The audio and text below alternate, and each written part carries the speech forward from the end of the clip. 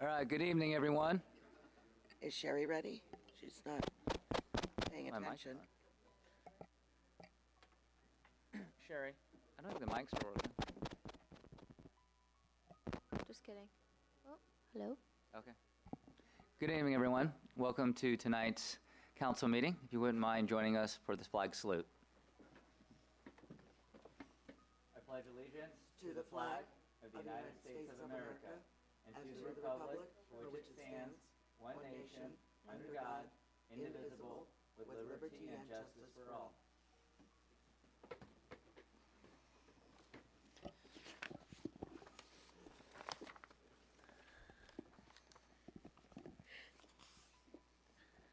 All right, roll call, please. Note for the record that all council members are present except Councilmember Conway, who is unable to join us this evening. All right. All right, so do I have a motion to adopt tonight's agenda? Make that motion. Second. Okay, all those in favor? Aye. Aye. All right, and before we start, I'd like to just take a moment of silence in honor of those people who passed away in Orlando during that tragic shooting.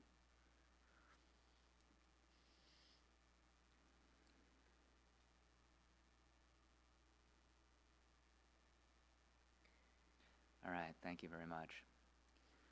Okay, so tonight we start our council budget workshop, and we'll be going through several evenings of understanding what's in our budget and how we take in money and spend money, and how the departments interact with each other in the community to make our city a great place to live and work. So, Clay? Okay.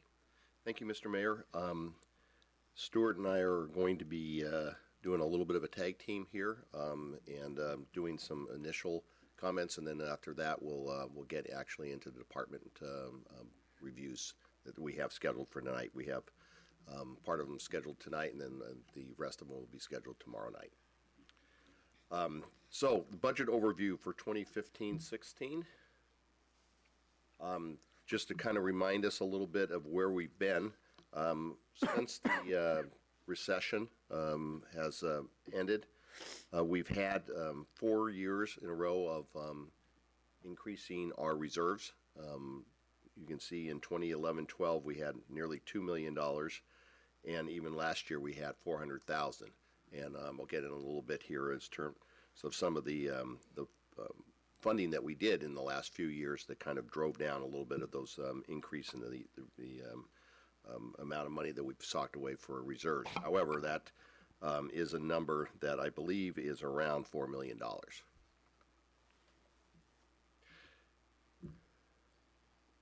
So one of the things that we did coming out of the recession is, as you can recall, we went through probably 4 or 5 years where we did very little in terms of major maintenance or capital spending of any sort.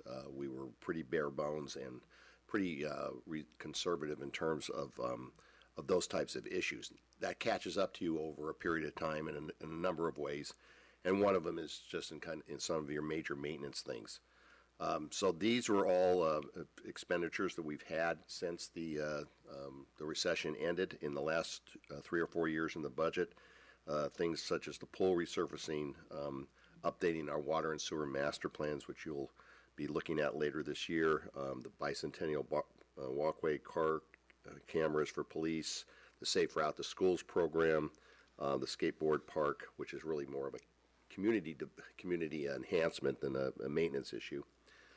And then also what we started to do was starting to look more carefully at our long-term liabilities and starting to develop first the funds for putting money away, and then starting to make the initial down payments in terms of these funds. So in the last few years, we have put $1 million away for what is called OPEB, which is other post-employment benefits, primarily health. Is primarily the cost there. We have about an $8 million unfunded liability there. So we put away $1 million. We're going to be actually doing a new actuary this year with regards to that. I think the finance folks will get into that. We're actually anticipating our unfunded liability to come down a little bit because we'll be a little bit more fine-tuned in terms of how we do our calculations. We put $1.1 million away in our vehicle replacement, and that we got our vehicle replacement fund fully funded. We started with our building maintenance program, and as you know, we have had a consultant come on to do an analysis of all of our buildings and all of our maintenance issues, not just now, but also putting a schedule together in terms of going into the future. We put an initial $300,000 away in that. Tomorrow night when we have the Public Works Director here, we'll get in more detailed in terms of the rollout of that, but we feel that we can get most of the major stuff done within the next 5 years by putting a similar sort of amount of money away each year. We are still looking at the unfunded liability with regards to PERS, and as you know, we brought in a company called PARS to do our unfunded liability for OPEB. We're talking to them about putting together a potential program for the PERS program, and we'll be examining that in more detail this upcoming year. Clay, could you just explain about PERS real quick? Just so the folks at home. PERS is the Public Employees Retirement System. So there is, we make annual payments to that. There are reasons why you end up with some level of unfunded liability. Some of it has to do with stock market. Some of it has to do, frankly, with mortality tables and people living longer. So there's a variety of different reasons why you end up with unfunded liability. So that's an issue that we're wrestling with. You probably have heard it a lot in the news because it's basically every city in the state has some level of unfunded liability with regards to the retirement system. Okay. So in the past year, we have added a few positions. We've added 3 police officers, positions in public works. We're shifting. As you know, we did a major dock rehabilitation and maintenance program out at the marina. Once that's completed, we'll have 2 employees that were working on that being shifted into the Public Works Department. And again, the Public Works Director can talk to you tomorrow night about where they will be used, but basically to come up, to deal with some of the maintenance problems citywide.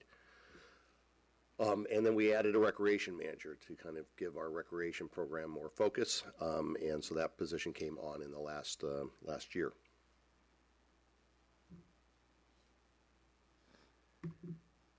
So for this upcoming year, we have very modest level of changes that we're proposing with regards to positions in the city. We're planning on expanding the code enforcement program. The code enforcement program was fairly dormant. It was a program that was basically a complaint-based program. This has to do with everything from vehicles left on the street to various sorts of things that homeowners will call in with their concerns with their neighbors or something that's happening in their neighborhood. So we do have a half-time code enforcement officer on board now that's working in the police department. The police department will come in tomorrow night and explain to you the various activities that are going on, and we feel that that position now needs to be a full-time position, so that will be a recommendation. We have a half-time position in city clerk and a half-time position in the finance department, and then the elimination of the position that used to be the executive assistant to the city manager. So if you look at those all combined, you end up with about $160,000 in additional costs minus $103,000 from the position that went away. So in terms of positions, we're looking at addition of 3 half-time positions and a total impact of probably around $60,000, $67,000. So Clay, the executive assistant, that was the Wendy. it was Wendy. Okay, sorry. Yeah, I was trying to put the face to the position. Yes. Okay, so that was Wendy's position. Got it. And then the expanding the code enforcement program person. So that right now a police officer is splitting half their time in code enforcement? No, we hired a code enforcement person who is not a sworn officer. Got it. Okay, and she is just working exclusively on code enforcement. She is also doing some other tasks within the police department, and Lisa and Bob will be able to go through that with you tomorrow night. Okay. But there's just, we kind of knew once we really ramped this program up, there was going to be a lot more demand. And so I think this is a type of thing that it's kind of goes to quality of life in the community. There's a lot of complaints that we get from people about things that are happening in their neighborhoods, and this is a way to address that. Okay. So the fun stuff. We, as the council knows, we've spent time earlier this year on the priority-based budgeting system that we're now looking at implementing. And I think we've got a, I know that thing that goes over the top there probably isn't as clear as it could be, but the purpose of the priority-based budgeting is to provide a framework for more informed and data analytic-driven discussion on the fiscal health, city services, and overall budget issues. In other words, it's a way to try to introduce more data and analysis into the ultimate policy conversations that the council has. And that's the primary goal of what we're trying to accomplish. Last August, myself and the finance director attended a 3-day workshop in Denver from the Center for Priority-Based Budgeting. What we came away with was a couple of points. Was that there wasn't necessarily a lot of new stuff here, but it's packaged in a way that kind of allows for a better policy conversation and a better decision-making process. As you will see when we go through this year, we're implementing part of this priority-based budgeting system, but not the entire system. We're anticipating that will come in 2 years from now, in 2018, when we will actually have the rankings and you can actually start weighing programs against each other. And we'll go through that in more detail. So the council held sessions to set goals and define goals in early 2016. My memory serves me right. You had 2 sessions, one at the hotel and then one here in the council chambers. The system basically, the priority-based budgeting system has 5 key elements to it, okay? One is to establish big picture goals and results. That is the work that the council did earlier this year. You spent a lot of time fine-tuning that and wordsmithing that to a point that I think, at least at this point, I believe you have confidence in. The second is to develop a fiscal health diagnostic tool, and Stuart will show you that later on. I think he's already shown it to you once. We worked with the council subcommittee on that. It's a 5-year interactive tool. We're going to actually play around with it a little bit tonight in terms of kind of what-if scenarios if you put more money into areas such as your unfunded liabilities. What does that do to your ultimate fund balance at the end? Ultimately, you can kind of also look at, capital projects and, doing a capital project and what that might impact your budget further down the line. One of the things that this tool attempts to capture is when you're doing capital projects, not only the cost of the capital up front, but also what the maintenance cost of that facility is going to be, or that thing is going to be long term. So you have a more complete picture of the impacts. The next thing that we have done this year is we've developed programs, and each of the programs are not necessarily department specific. They may run across multiple departments. They're more of the activities of the city that are specifically aimed at achieving the goals and results that the council sets out as your goals and results. The next item is to establish performance measures. We had some discussion about that. We're not there yet.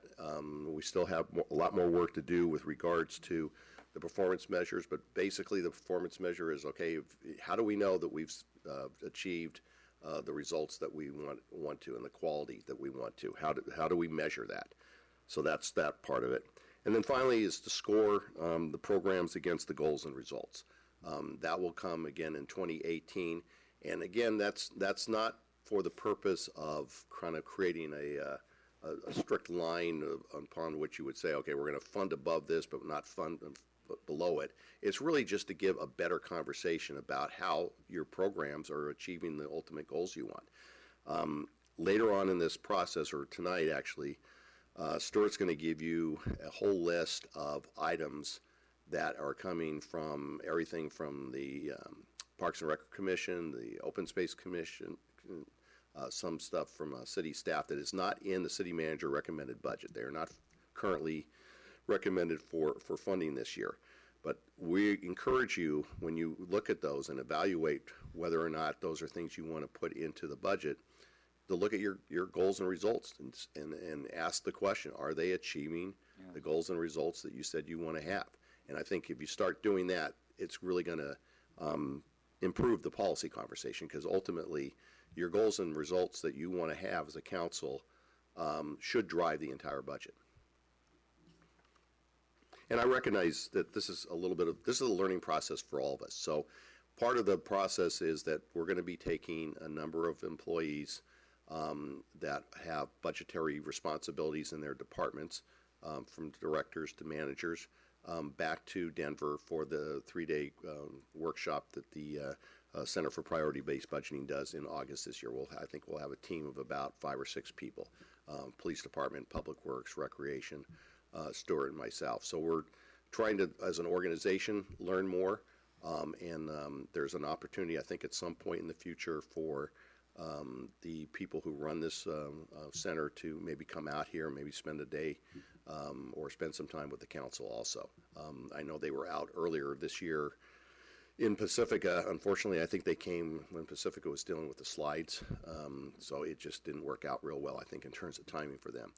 In terms of priority-based budgeting in our county, we're, I think, making a major effort towards this. I think City of Pacifica is making an effort, and San Mateo County tried to at one point, and I don't think, for a variety of reasons, they didn't go forward with that. So we're a little bit out in front of this. I know in conversations I've had with my peers, some of them have had the kind of interesting reaction that they didn't think their city councils were up to doing this, and I thought that was kind of interesting observation on their part, because I think that this is trying to have a priority approach to our fiscal spending is something that the city council here has wanted to do and has had various conversations about for probably 6-7 years now. So this is something that I think intellectually, I think we all agree is the way to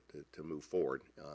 There's always lots of fits and starts with these things, and I'm sure as we go through it, it's going to be a learning process for all of us. Sure. So that's my part of the presentation. Stuart will come up next, unless you have any questions of me at this point. Have any questions for Clay? No, not at this Yeah, I just got one quick question, Clay. So that workshop, it's in Denver. It's in August. Did you say? And so other cities will be coming to Denver for that workshop. To learn it's an interesting. Last year, I can't tell you exactly how many cities attended it, but they were all sorts of different types of cities. Everything. I mean, Boulder, Colorado was there. There was some town, I think, in the Midwest that might have been, like 1,500 people. Mm-hmm. So it was a mixture of different types of cities, all kind of with the same sort of goal of trying to get a better way of doing budgeting, a more rational and kind of thoughtful way of doing their fiscal planning. Sure. I do have one question when you're finished with yours. Good. The name of the organization that is doing this is the Center for Priority-Based Budgeting. And what kind of organization are they? Well, let's see. There's 2 people who I think are staff people for them. They may have some other people that do staff work, and they basically contract out to cities. Now, at this point, we haven't contracted with them to do anything other than just attend their workshop. So it's basically what I would consider kind of a consulting firm. So they're a consulting firm that would probably is not a nonprofit or government run. It's not government run. I wouldn't call it a nonprofit either. Yeah. Okay, so they're basically trying to get their system out into the cities and perhaps be the administrator of that system to a certain degree if the city wants to. Yeah, and an interesting point. So one of the main kind of products that they sell is this fiscal health model. And I think I may have told you last year when they were rolling out the fiscal health model, and I can't remember exactly what they charge you for it.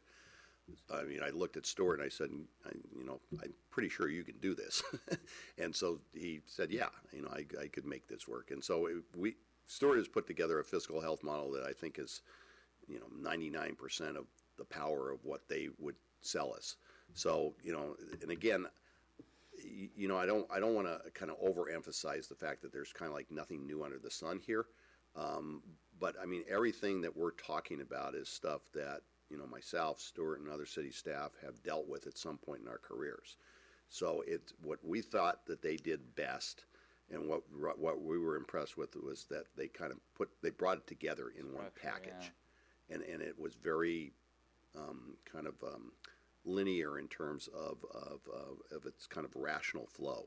And I think, to me, that's, kind of what, because we've had talks about program development, we've talked about doing program costs, we've had talks about rating, programs against each. I mean, there's a whole slew of stuff that, you guys have, as council members, have seen here that we've made various efforts at. This was kind of just a way, to me, to kind of move forward and kind of capture all the positive things that, we've been trying to do but haven't quite gotten there to. Thank you. All right, thanks, Clay. Okay.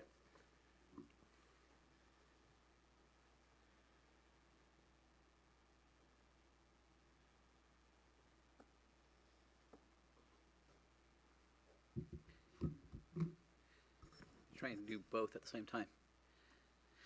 Yeah, and Sherry, when are we going to get the overhead projector fixed?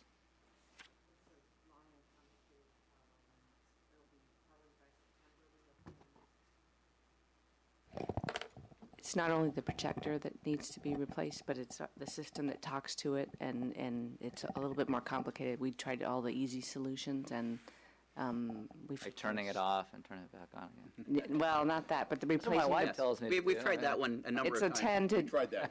It's an 8 to 10-year-old projector, off, and let the it- bulbs are not. We tried to replace that. We tried to fix it. We tried to do everything that we could to keep it working in the interim. But now we're looking towards a long-term solution. So All right, thanks. So it's going to be a while then, sounds it's gonna be a like. while. Okay. I don't So- like this layout anyways. Kind of like it. Well, I'm going to Yeah. talk to every. This is my problem. I have to look at you a lot more. It'll be hard for me.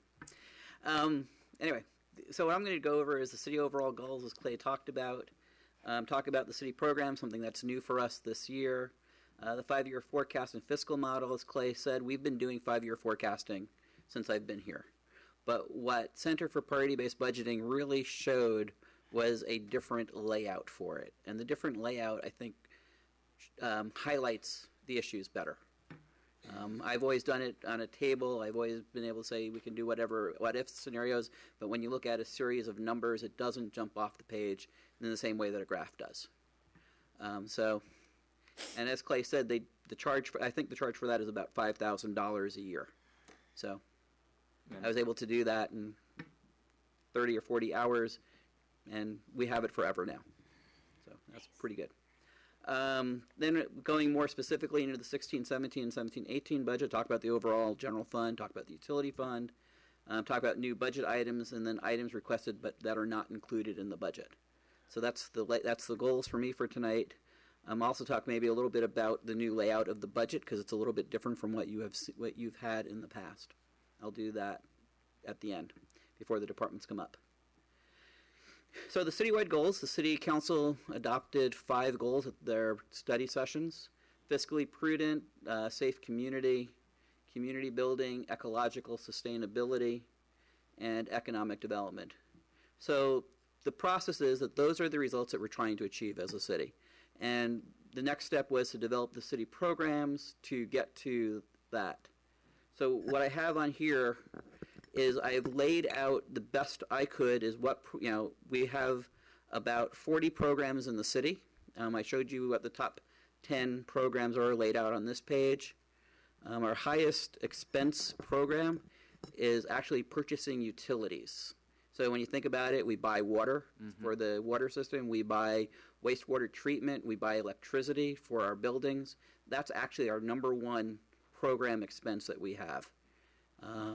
And that's really hard for us to change. If people are going to use water, we're going to have to pay for the water. Our second expense is citizen engagement. That's something that's really been important for us over the years. Our next one is department management. And then we have emergency response. So as you'd imagine, police and fire are big in there. But also there's some public works expenses that are part of the emergency response. City council and commission support for staff. That's another big issue. It gets back to providing services for the community. So as you see, the programs that we're doing lay out pretty much to what those goals are for the city.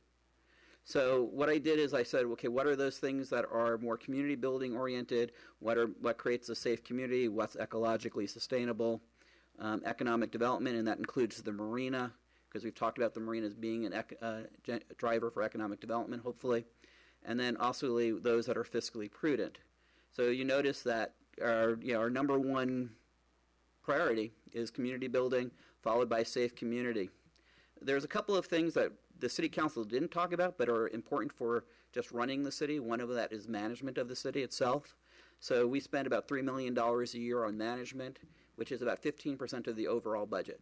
So management is about 15%. It's not an unreasonable amount that you would expect to see if you were looking at a private company as to what management costs are. And then purchase of utilities, as I said, is $2 million in and of itself. Moving into the 5-year projections, our revenues in the general fund really come down to just a few revenue sources. Most of our revenues are generated by just very few types of taxes. The number one is sales tax. And I will tell you that this just got updated yesterday. So, when we brought this to the subcommittee, we were thinking that we were going to project $3.1 million going forward for next year, based on getting about $3.2 million this year. We just had a very good quarter. Our last quarter, we just got reported, so January through March, we will receive about $900,000 in sales tax for that quarter. What's really driving that is we have some new businesses in town. Trimark is a new business that came in the last year, and that is doing quite well, and we anticipate it will continue to do quite well. San Francisco is building at the moment, and no end in sight for that. So as you would imagine, Golden State Lumber is up, Purcell Murray is up, Norman Wright Mechanical is up. So that's really driving it. Talking to our sales tax auditors, they would suggest that the $3.4 million is a very solid number that we're going to get this year, and they would actually project off of that $3.4 million, and they're projecting 3% increases every year from there for the next 5 years.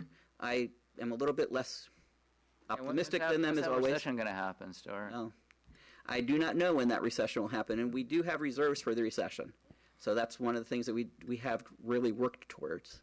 So I actually am thinking that as opposed to projecting off of a 3.4 and going from there, I would actually think 3.3 is probably a decent base that we can project off of, and that would give us a 3.4 projection for next year.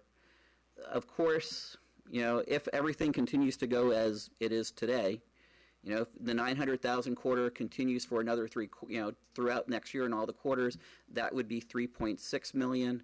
And I'm also not showing Stella and Dot moving in. That's right. And Stella and Dot is a business that in the past, when it's been located in San Bruno, has produced between $200,000 and $300,000 in sales tax. So that 3.4, I'm very comfortable with going into next year's projections. That was not in the budget book because that was not the number that I was thinking 2 days ago. It tells you how fluid some of this stuff is. Yeah. So that was good news that we had. That 3.4 is in the fiscal model, though. So that's where I'm using the fiscal model. The recycling business license tax, projecting 2.1 million for next year, and then in 17-18, we've had conversations with the city of San Francisco and Ecology, and the projection is that we can start increasing that in 17-18. We'll be increasing in 17-18 going forward. Transient occupancy tax, and this year we're getting about $2.8 million. We had somebody work for us and stayed in a hotel room, and they could not get a room at the DoubleTree because it was completely sold out, and the Homewood Suites was selling for $300 a night. Wow. So the 2.8 million is probably a very solid number for this year, but again, being conservative, I'm only budgeting 2.7 million next year. Just trying to be a little bit on the pessimistic side. Secured property tax, we're projecting to get $2,040,000 this year, projecting next year based on what the county assessor's office has shown in their projections, 2.1 million is realistic. The indirect cost reimbursement, 1.3 million next year. The reason it's up from this year is that the costs for water and sewer are going up next year. So the way the indirect costs work is part of it's based off of budget, part of it is based off of people. And a number of programs in the general fund do not carry over their large projects. So the cost of some of the general fund programs are down, the enterprise programs are up, so they pick up a bigger share of the indirect costs.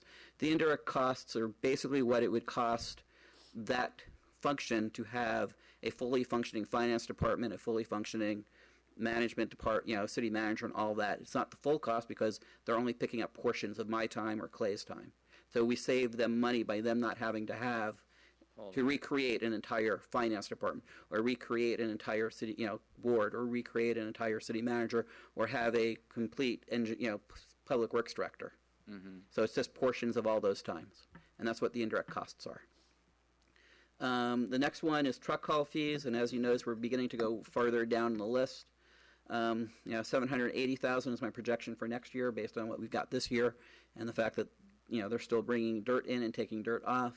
Property tax from the former RDA, I'm projecting 300,000, which is what we got this year. And as you see, we're beginning to get much lower numbers that have less of an impact as if there's changes to them. And then the last one that I have is property tax in place of the VLF.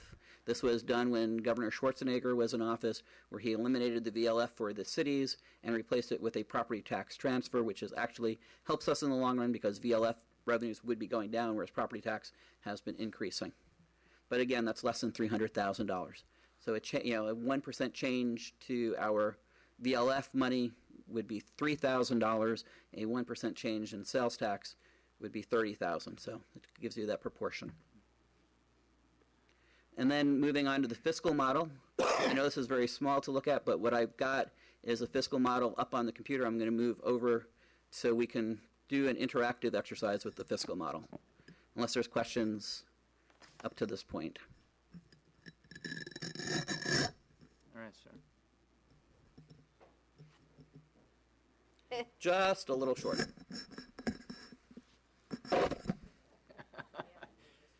Should have did a dry run first, Stuart. I did a dry run and everything but the microphone.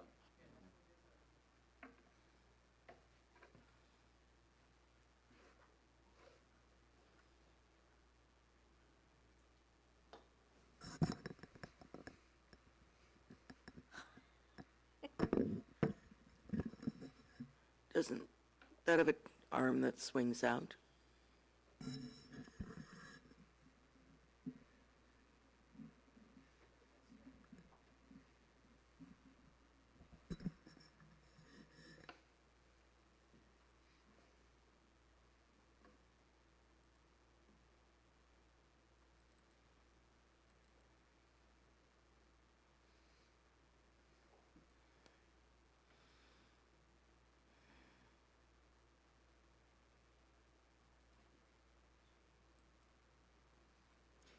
Sherry, the people at home, as we're seeing it here on the screen. Yes. Okay, great. So what the fiscal, as I said, what the 5-year fiscal model that the Center for Priority-Based Budgeting really showed and highlighted was they used graphs for it. And as you see, this is our graph for our 5-year fiscal model. It starts in 2012, 13, and it projects out through 2021. So based on the base budget and the 5-year projection, we would anticipate in running fiscal year 16-17 using reserves. That's why the revenues are below the expenditures in 16-17 and 17-18. They cross in 18-19, and then in the later years, we have higher anticipated revenues and we have expenditures. Part of that is due to we have a bond issue being paid off, and we have increased revenues coming in from recology. We also have on the fiscal model showing where our reserves would be during that period of time compared to what our required reserves are. Our required reserves go up because as our revenues and expenditures go up, we anticipate that we need more reserves to balance, to keep ourselves even. Where the power of this comes in is you then can interactively make changes to the projections. So one of the changes that we would assume is that we are going to use reserves to offset the expenditures in the 2 years that were negative. So as you see, that brings the revenues and expenditures even, and it lowers what our reserve levels are compared to our required reserve. But as you see, we're still above that in those years and increasing in the later years.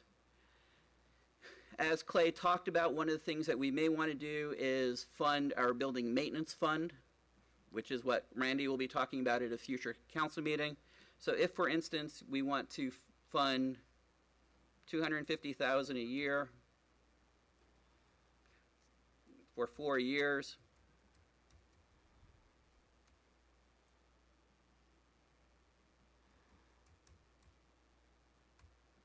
we can see what that would do to our reserves. We're still above the line in all the years, but as you see, we're getting closer and closer. If we also want to say we're going to put additional money into OPEB every year and do something like $100,000 a year for that,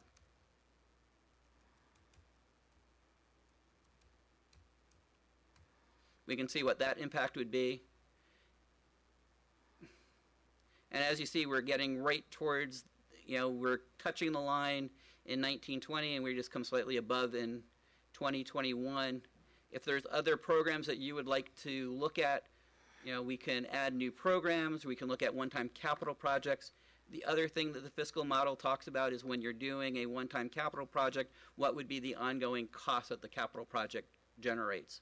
That's one of the things that we have not really focused on in the past, is if you do a new capital project, is there going to be an additional cost on an ongoing basis and how that impacts the budget. Like the pool, for example. Like for the pool, for example, it's, the one-time cost was in the $1 million and change dollar range. The ongoing cost to the city is about $300,000 a year. So that, we didn't, that's not normally you don't usually account for that when you're talking about what the cost of a capital project for. But this model specifically makes you think about that as you're doing this. So as you're talking about capital projects in the future, we could bring up the fiscal model and see what that impact is going to have on what the future finances are of the city.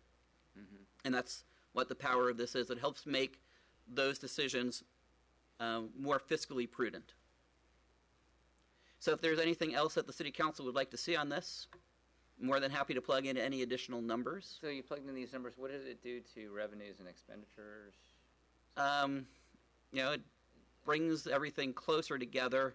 But really what you're showing is like some of these one-time revenues go up, and the big one to look at is just how we're doing here.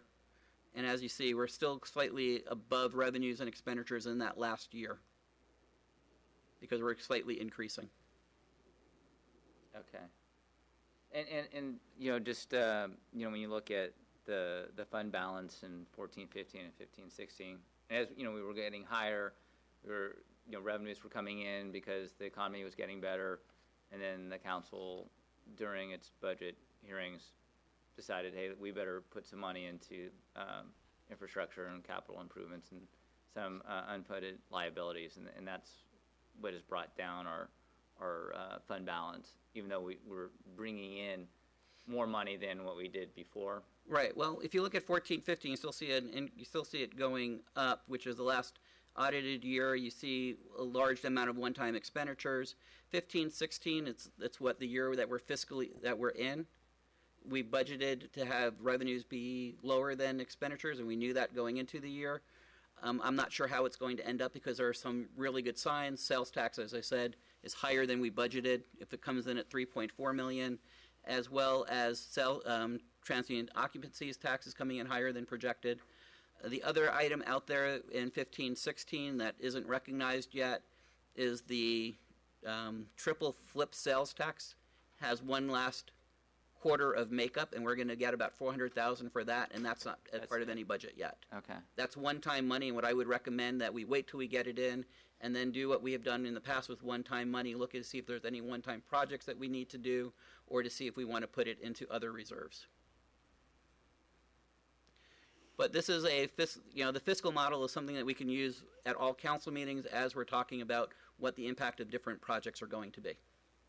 All right. No, this is a good tool because then you're right. You can bring this out not just during the budget session, but when something comes up and we want to see what those impacts are of moving forward with a particular project. Correct. And that costs, as we said, about $5,000 a year from Center for Party-Based Budgeting. They do a slightly nicer job of it. I will let you know that their format is cooler, but functionally the same. Yes. So on that last slide that you had in your assumptions or where we're going to put money, if we go back to the plug and play,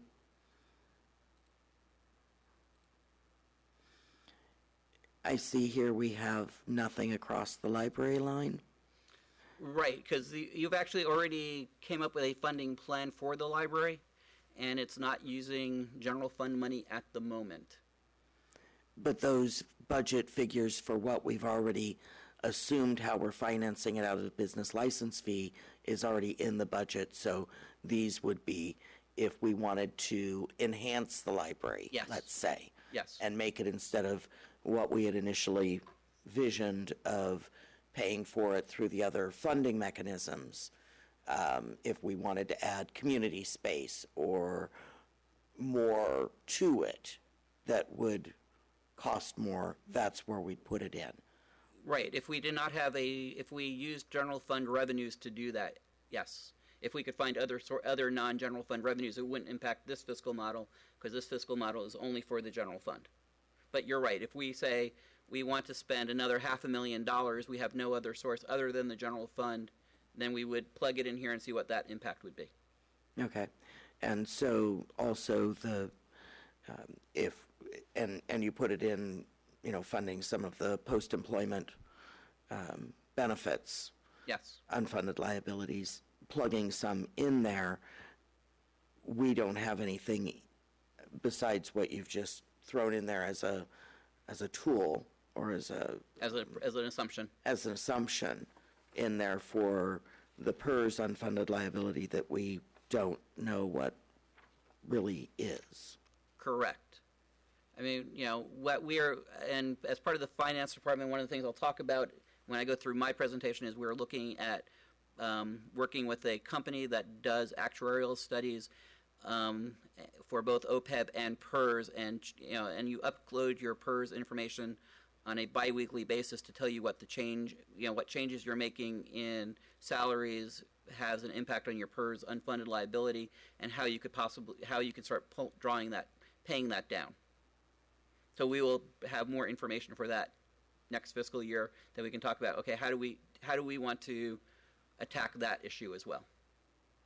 But you're right, that is another unfunded liability that we could, if I wanted to. So can I interject here for a second? So I think one of the values of this tool is that it may be a number of things that the council believes we ought to be funding, and you plug them into this model, and that may show you running your reserves lower than what your policy is. But then that becomes kind of the conversation around, okay, well, how do we make that gap up? What kind of strategies do we want to try to go after? And that's obviously not going to be those types of things are not going to be solved in a couple nights of conversations. But I think what could come out of it is that, the council says, we really do believe we need to fund these liabilities at this level. And we need the staff to go back and look at strategies to try to get us so that we can be able to do that and still keep our reserves where they're at. Yeah, no, I like that a lot. Yeah, I mean, if you're looking at, say, some kind of potential economic development opportunity that might be able to bring in more revenue to the city, It could be that, or it also could be that, we go back and we look at what we're doing. Yes, Okay, yeah, and that's right. the whole point of the ranking, right? Doing the priorities, Right, absolutely. the priorities, right. Some So things it's that we're spending both. money on maybe today isn't the direction that the council Right. feels that the community wants us to be spending that money on, and in other areas. And when we get to the dynamics of the performance measures, and we really can see, okay, how effective we are and how efficient we are in doing certain things, I mean, I think that can drive part of that conversation too. Sure. So there's a lot of different ways you can manipulate a budget, right? I mean, you can spend more, you can bring in more, you could spend less, there's different ways of approaching it. But I think, having a kind of a full sense of, okay, where do we want to be 3-5 years down the line, can really, we can get a good thought process around, okay, what kind of, where do we need to go from here? Yeah, and I think it makes the council more engaged too, in how it all fits together. Lori? I have a question, Stuart. So you said that this only looks at the general fund balance. So, for example, the library expenses that are anticipated with the upcoming library project are not part of the general fund because it's coming from other sources. So do we have any tools that look at all the different funds? And what about, for instance, like public art, the public art fund that's starting to accrue some revenue?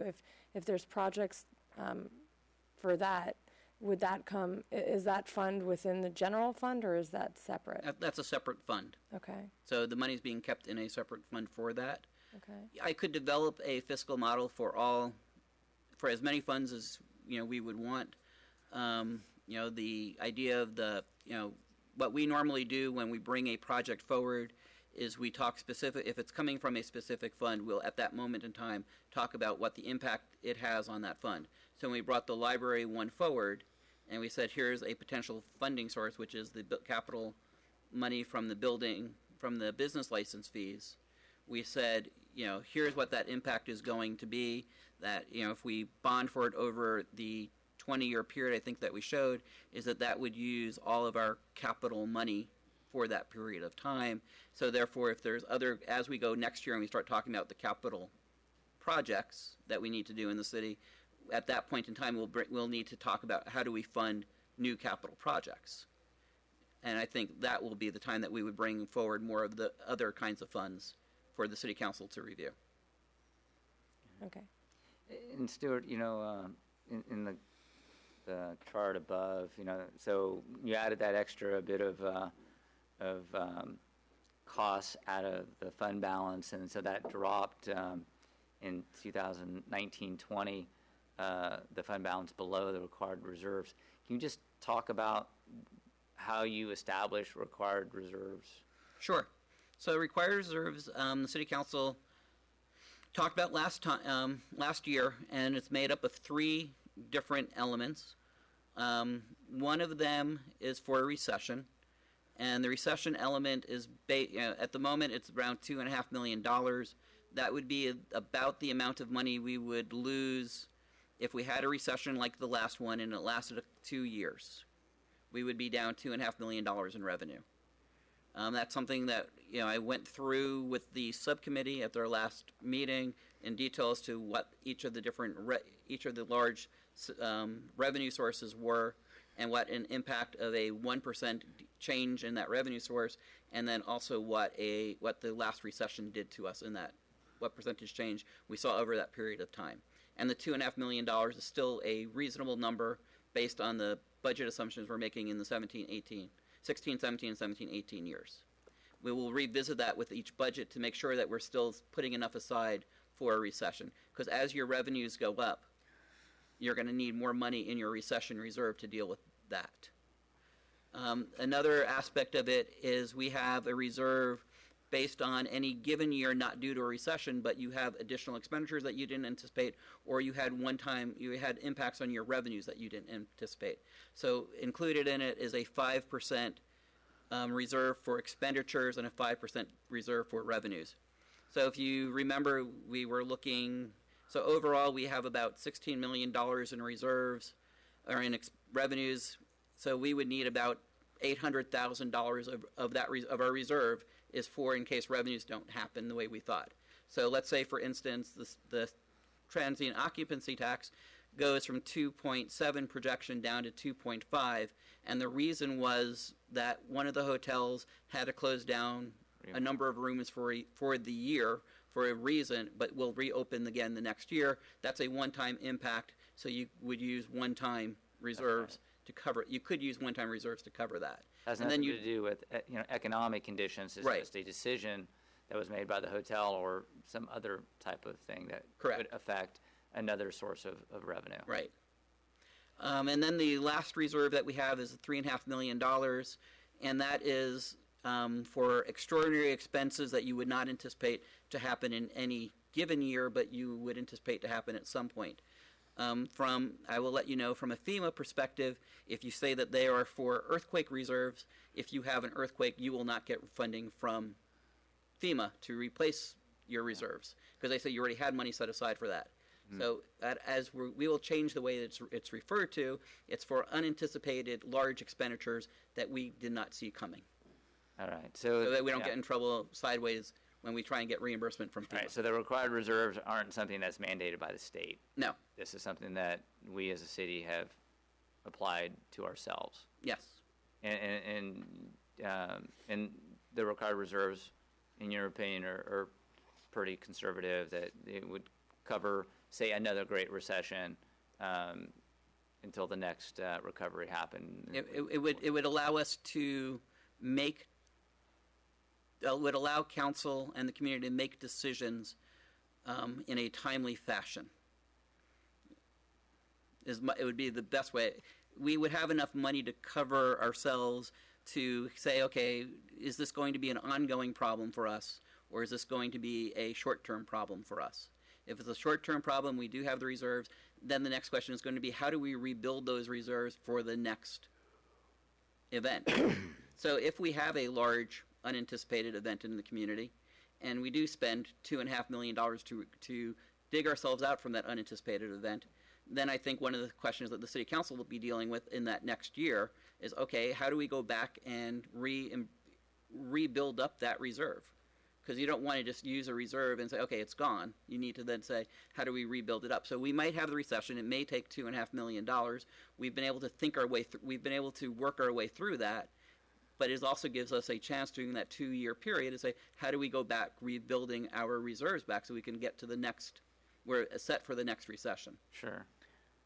Okay. No, that makes sense. I think a good way to put it is that we would not need to have immediate layoffs or closing of city services or closing down things immediately. Would be able to do it in a prudent way to change our budget to reflect the current economic downturn or conditions that have happened, or emergency type issues, and give us time to restructure. And perhaps we would need to make changes to our overall budget for the forthcoming years, but it gives us the cushion to do it in a prudent way instead of saying, well, tomorrow these employees are gone or these programs are cut. Yeah. Well, we know that recessions come and they go, and we had the Great Recession, and that was brutal. Yet I believe we didn't cut any services. We didn't fire anybody. So and we had healthy reserves. We dipped into those reserves. What I'm trying to get at is that this bar that you set for the required reserves, that seems like a pretty good standard to maintain. And if we maintain that, being prudent about how we spend the money, but always maintaining that level of reserves, we should be able to ride out any recession that would come our way and not have it negatively impact our community. I would agree with Terry that it would allow us the time to not impact our services and then to have the city council make decisions as to what is a long-term situation and what are the long-term services we would like to provide as a community. I would don't agree think with there's Terry on any- that one. I don't think there's What any it is. guarantees with the reserve, keeping us from having to make cuts.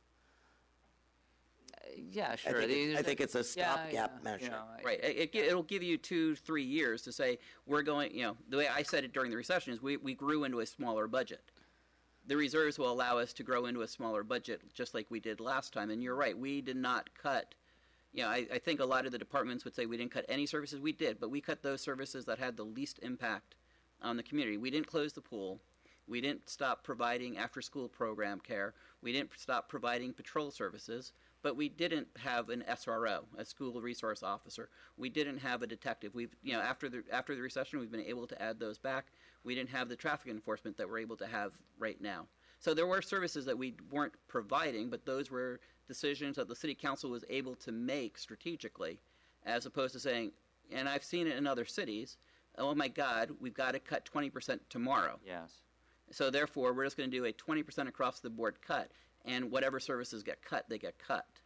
We didn't do that. We said, okay, which positions are up for retirement? Let's not refill those.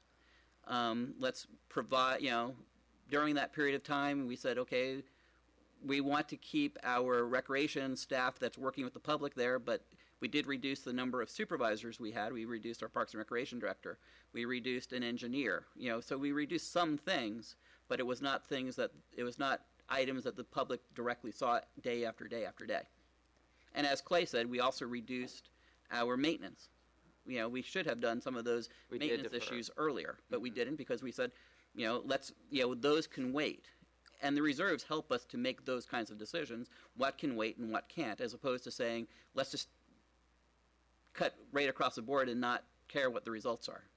And as you know, there are cities that had to do that with huge layoffs and very large salary cuts, which had people leave, and they're having trouble rehiring positions for those kinds of reasons. Mm-hmm. And the city didn't have to do that. We were able to keep a very veteran staff on hand during that, and having a veteran staff during those difficult times helps provide better service. That is true. Quick question. So the reason why this graph is reflecting this way is partially because you have filled in, some of these boxes below. So is that something that you're suggesting or you're just kind of trying to show us how the graph would move should we make those types of decisions? I'm just showing you how the graph would move if you make those decisions. You can make other decisions. When we bring back, a new actuarial study for OPEB's unfunded liability, you might say, we don't want to, let's fund it over a 20-year period or a 15-year period. What does that do to us? How much do we have to fund over that 15-year period?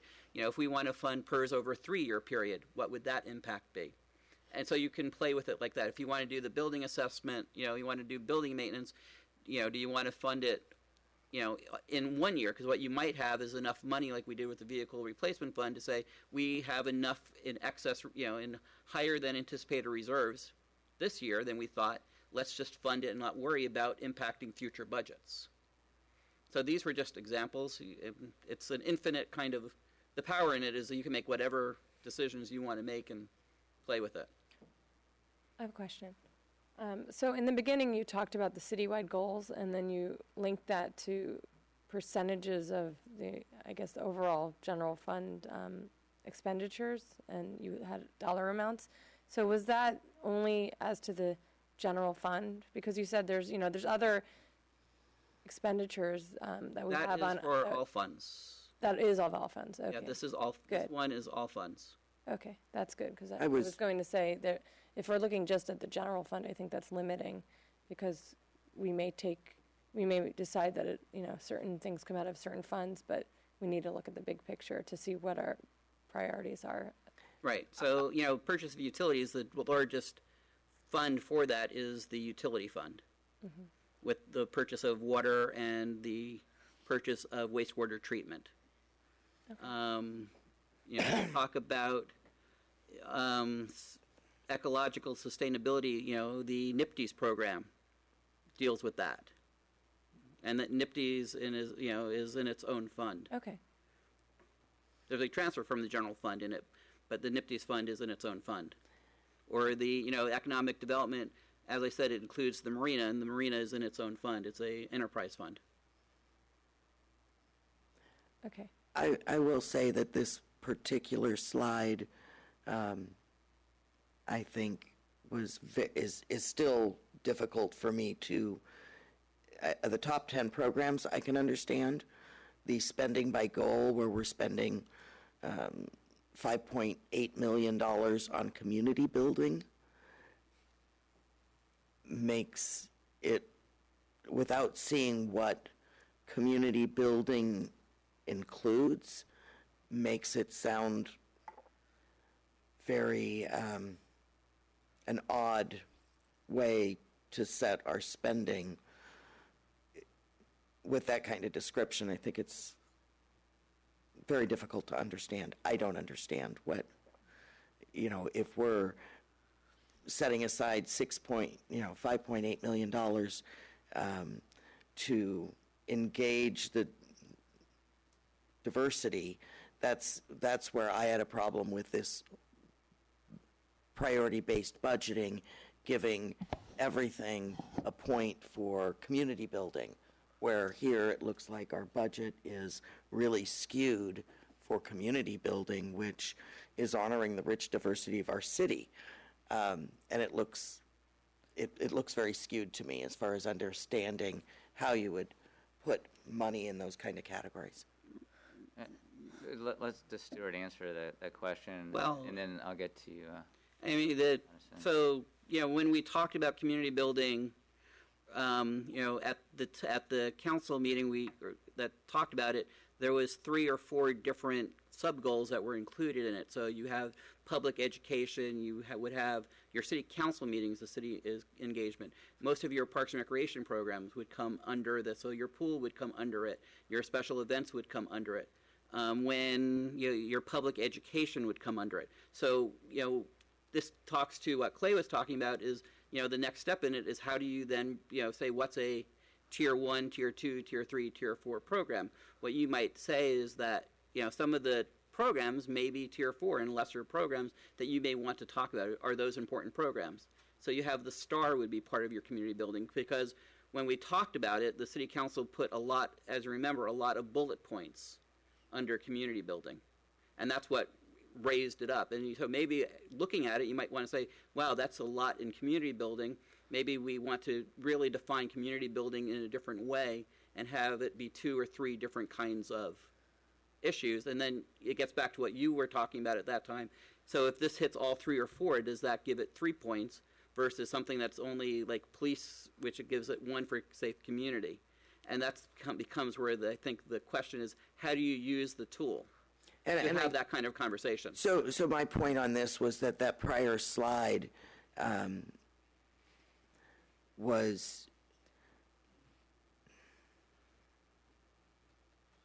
made it look very skewed on where we're spending our money. And I know we're not spending unwisely, but this slide makes it look very skewed. Yeah. So, no, you're right. And to see it for the first time, and I think that most of the residents that are seeing this would think that this looks skewed from this. And I think that's where the next step in all this would be, is to, now that we see what it looks like with these kinds of definitions, do we then go back and have a conversation about what are those definitions, and how do we want to say, how do those kinds of programs fit into definitions? I mean, would you say that the pool is the same kind of community building as the STAR is?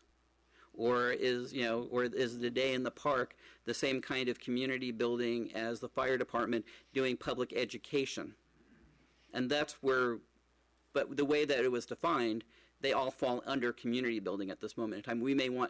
City council may want to go back and say, okay, that's, as you said, it skews it in a way that doesn't make sense. Let's go back and redefine what we mean by community building, and let's have a tighter definition of that and figure out what other kinds of programs and how do we define what those programs are trying to achieve. I would agree with you. That's exactly what this is for. It creates that level of conversation amongst the council and the community to say what's important to us. Madison? Yeah, that was mostly what I was going to bring up, because it sounds like probably a lot of recreation expenses are going to be falling under community building. And I think traditionally we spend a big portion of our budget on recreation. So even in looking at this that way, that kind of, even though it seems pretty skewed in looking at, the overall expenses, that does kind of make sense when you think about what is going into that. Just the community, I'm aware, like Terry said, doesn't exactly know what goes into community building. It sounds very vague. So, but that's like what Stuart said. That's really just to guide our conversation going forward. But I like the fact that we are looking at the goals first, because I think that helps drive decision making in a way that keeps the goals in mind first and foremost. And I think that's a smart way for us to be budgeting. So I like that we're doing that, but it'll be good for the public to hear what we mean by those things. And I'm sure we're going to get into that. Yeah, Stuart, when we go into the budget, did you ever think of just applying these different goals to the things that are in the budget that you will be presenting? So there is. So when we get into a departmental presentation, what you will see in the department presentations is a page which shows the city council goals, and then which programs are meeting, the department is doing to meet those goals. Then the next page is going to be, I'm trying to remember what I did, the cost of all the programs for that department, and then the next page will be what are the accomplishments that we're trying to achieve in that upcoming year. So really talking more about the programs than the individual account numbers and the divisions, but saying, okay, what are the programs we're trying to achieve, and what are the goals that we're trying to achieve, and how are we doing that? Sure. Just kind of getting to what Terry was saying, like that, all these numbers here, we've done a good job managing the city's budget over the years. And then we had these, we had our goal setting workshop, and we took the different goals and kind of combined some of them. And so by combining them, you're going to get a bigger number instead of pulling from having the separate goals with smaller amounts. So you're saying then in this budget here, you'll be able to identify, okay, these things are community building, these are safe. This is how you put it together, because you're the one that right at the different things that we spend money on. Well, the departments did, yes. Yes, and then you attach these goals to all those things that are in right. the so, budget. If you turn to page 36 of your budget, which is behind the city goals and program definitions. So what you'll have in this tab, I'm sorry, you said page 36. 36. Which is the tab that says city goals and program definitions. So what you have here is all of the city programs, what the definition of that program is. So for instance, citizen engagement is proactively facilitate the community's, which means residents, businesses, and users of services, ability to engage and participate in programs and services provided within the city and decisions made by the city council and boards and commissions. So that's a definition for citizen engagement. We do this to ensure our programs, services, and decisions are reflective of and take into consideration the diverse people and interests who make up our community. So what are we trying to do, and why are we doing it? That's what we're trying to achieve. And then I've added together all the department's cost of programs, that all their costs of citizen engagement, to give you what the cost of citizen engagement is here. If you flip to page, it's a page that is in the budget and expenditures by program subsection. And interestingly enough, it tells me it's page 34 and 35, so we'll renumber that at some point. It goes through what you just saw on this sheet of paper first, which is your fiscally prudent economic development, all on one page. So this is the budget and expenditures by program, which is a little bit further back. Okay, so budget and expenditures By program. By program. So this one shows basically what you're seeing here is by spending by goal on your first page, and then the next page shows all of your programs. So one of the challenges, of course, is some programs overlap into multiple goals, as you'll see when we get there. When I did this chart, I tried to say, okay, what program does this most closely relate to? So for instance, purchase of utilities most closely relates to the program of purchase of utilities. The next one, citizen engagement, would be community building. Department management would be department management. Emergency response would be safe community. Then you get city council would be another community building. Operate the marina is, as I said, is part of the economic development. Patrol services, safe community. Public education would be community building. Stewardship of the built environment is the environment one. Workforce development is management. And I can go down and I can make chart that for you. The problem is this is our first time doing this type of a budget. Yeah, and I know that. Yeah, we were looking at doing that later. Right, and then if you Not take, right for now. instance, if you go into the city council budget, and on page 86 of the city council budget, what you will see at the bottom of the page is the programs that the city council does and how their budget breaks out into the different programs. So for council support, there's $3,100. For most of what you do as council members is citizen engagement. So there's $173,000 for that in this year, and then workforce development, there's $25,000. That would be training sessions that we would anticipate that you would go to. So that's how each department now has within their budget how their department budget breaks into programs here. Ultimately, what would be probably the best way to talk about it is then to, at some point, say, let's not worry about the detail of all the line items at some point, but say council support is X amount salaries, X amount benefits, X amount supplies and services. And you can have that conversation. Does that make sense? Mm-hmm. So that's the way the budget is laid out. So trying to do, we're doing a transition budget. So not everything is in there that I think the city council is going to want to see in the future, but trying to get everything done within the timeframes that we had, this is what we were able to do. All right, so why don't we move us along, Stuart? So the process for the budget is in the even years, we're going to be doing the operating budget. We're in an even year, so we're doing the operating budget. So the process is council reviews citywide goals and performance measures. Staff develops programs to meet the goals, and then staff develops a proposed operating budget, and then hopefully council reviews and adopts the operating budget. And in odd years, we'll be doing the capital budget. So we will present capital projects with applicable funding options, as Council Member Liu is asking about previously, and then council would review that and adopt a 2-year implementation plan for the capital project program, but you would see a multi-year capital plan. Very quickly on the general fund proposed budget, we're having projected revenues of $16.1 million, and that's going to be bumped by about $250,000 for sales tax in the last when we adopt a budget.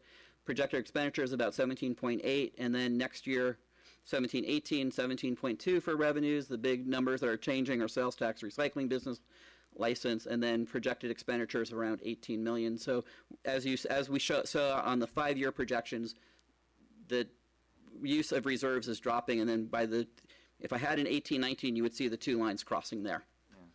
Yeah. Again, keeping in mind, as we've been talking about, council goals or the results, these are the 5 things that the city council said. We're now going to go through a list of items that are included in the budget that are new, and a list of items that are not included in the budget that people would like to see in the budget. And the question I think for council is to say, are these things moving us towards our council goals?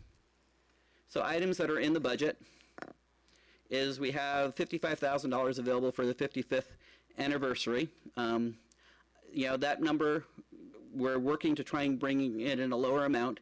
So our 45th anniversary was pre-recession, and we spent around $30,000 to $35,000 for that one. Our 50th anniversary was during the recession, and we spent about $20,000 for that one. So depending on what size party that the city council would like to throw for the community, as part of what I would say would be community building, it could be anywhere from $20,000 the $50,000. And that's, what we're, why there's such a large number in there. Hopefully I'm looking for budget savings on that one. Yes. The Progress Seminar, this is workforce development for the City Council. More council members are going, so we're budgeting for that in the upcoming year. Then we have a citywide retention schedule. We want to make sure that our records are kept according to the state retention schedule. Sherry will be talking more about that when she does her presentation. Alliance for Innovation membership. This is something in the city manager's budget. It's a part of workforce development. It keeps us in tune with what are the new innovative items that are going on within the field of public sector. Priority-based budgeting training, that's in my budget specifically because, I've got myself and Carolina that needs to understand this if we're going to be moving forward and having our financial system be able to track all this information. In John's budget, he's got converting microfiche to digital. That's, again, the microfiche system is no longer, it was not even yesterday's technology. It's 1970s technology, and we are finding that we're having issues of actually finding readers for that, so converting it to digital is very important for us. John can talk more about that. In the police department, we've got tasers, cartridges, and we need to be, if we're going to carry tasers, we need to be trained on that. The police can talk about that if you have questions. Rifle replacement and optics, we have taken a long time to replace our rifles. They now need to be replaced. As part of the recession, we didn't replace them. We now need to. We need a sniper rifle for SWAT. We don't have an entire SWAT team ourselves. We have a person who is a member of the county-wide SWAT team. He needs new equipment in order to be up to date and be usable for that. And because he's part of the team, if we ever have an incident in town, SWAT would be able to respond to us as well, just like we do with the gang task force or, narcotics task force or whatever those joint task force are. We need to replace our car laptops and docks in the police department. It's been, I think, 7 years or more since we've done that.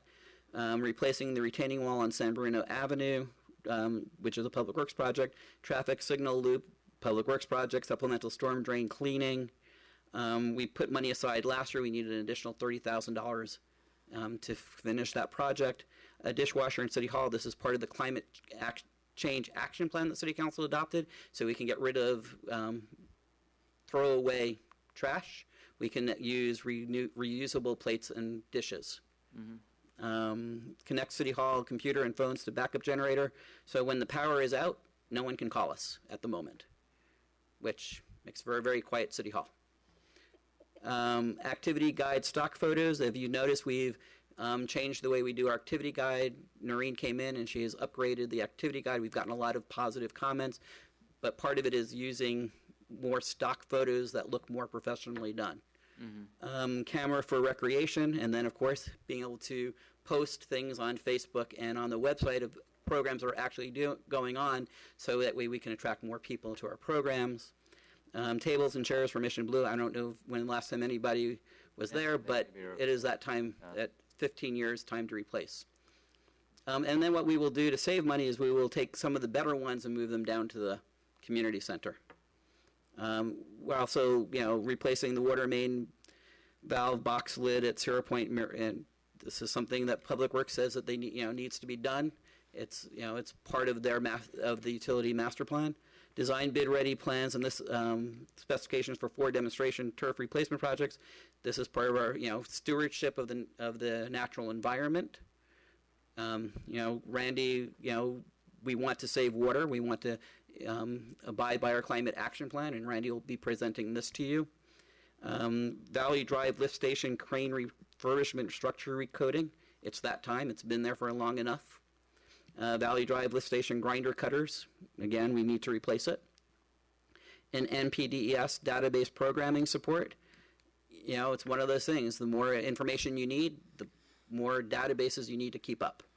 And in the marina, repairing the public restrooms. We've done the private restrooms recently. It's time that we need to do the public restrooms. And then we need to add additional security cameras at the marina. So all those were items that are in the recommended budget.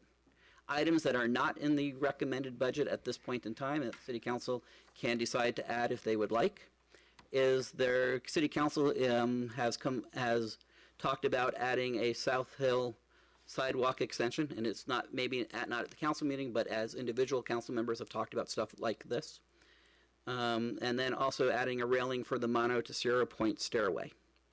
Open Space Committee has talked about doing a vegetation management plan, or doing vegetation management, not a plan, but the actual vegetation management in Firth Canyon. Purchasing of open space, there's a parcel that may or may not be bought. Doing electric vehicle charging stations. Last week we thought that would be $50,000, but we have access to a grant that has reduced that $50,000 to $35,000, but that would be part of your climate action plan. Expansion of the community garden. We have a 30-person wait list at our community garden. So the idea would be to provide additional space at that site up the hill. And that would cost about $60,000 to do that. San Bruno Mountain Watch is going to come in tomorrow night and talk about the Guadalupe Valley Trail Initiative. And then I believe Randy is putting together the staff costs for that as well. Parks and Recreation Commission. There's a lot of need at Mission Blue. It's been open for 16 years. It's time that you replace a number of the things. Do paint and patchwork, replace the carpet, replace the wall, replace the ovens. Ovens are not very usable at this point for people. Tile work. We don't have any changing tables. So if you bring a baby to Mission Blue, there's no place for you to change your baby. Cabinet door. We didn't think that there was going to be any babies when we built it originally. Changing tables are $1,000. Well, you need one in each, and you need to install them. You need one in each bathroom, male and female bathroom, and then you need to have them installed. Okay. Cabinet doors, countertops, a new refrigerator, and the Parks and Recreation Commission recognized that a lot of these things didn't need to be all done all at once, so they tried to space some of them out into 17, 18 as well.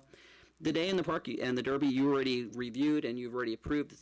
That was you did that after I published the budget, so it was on this list, but that will be added to the budget based on council direction at your last meeting. And then, projects that you have seen for a little bit of time as council. The bathroom at Lippman Field, we didn't do that. The commission still thinks that's a high priority.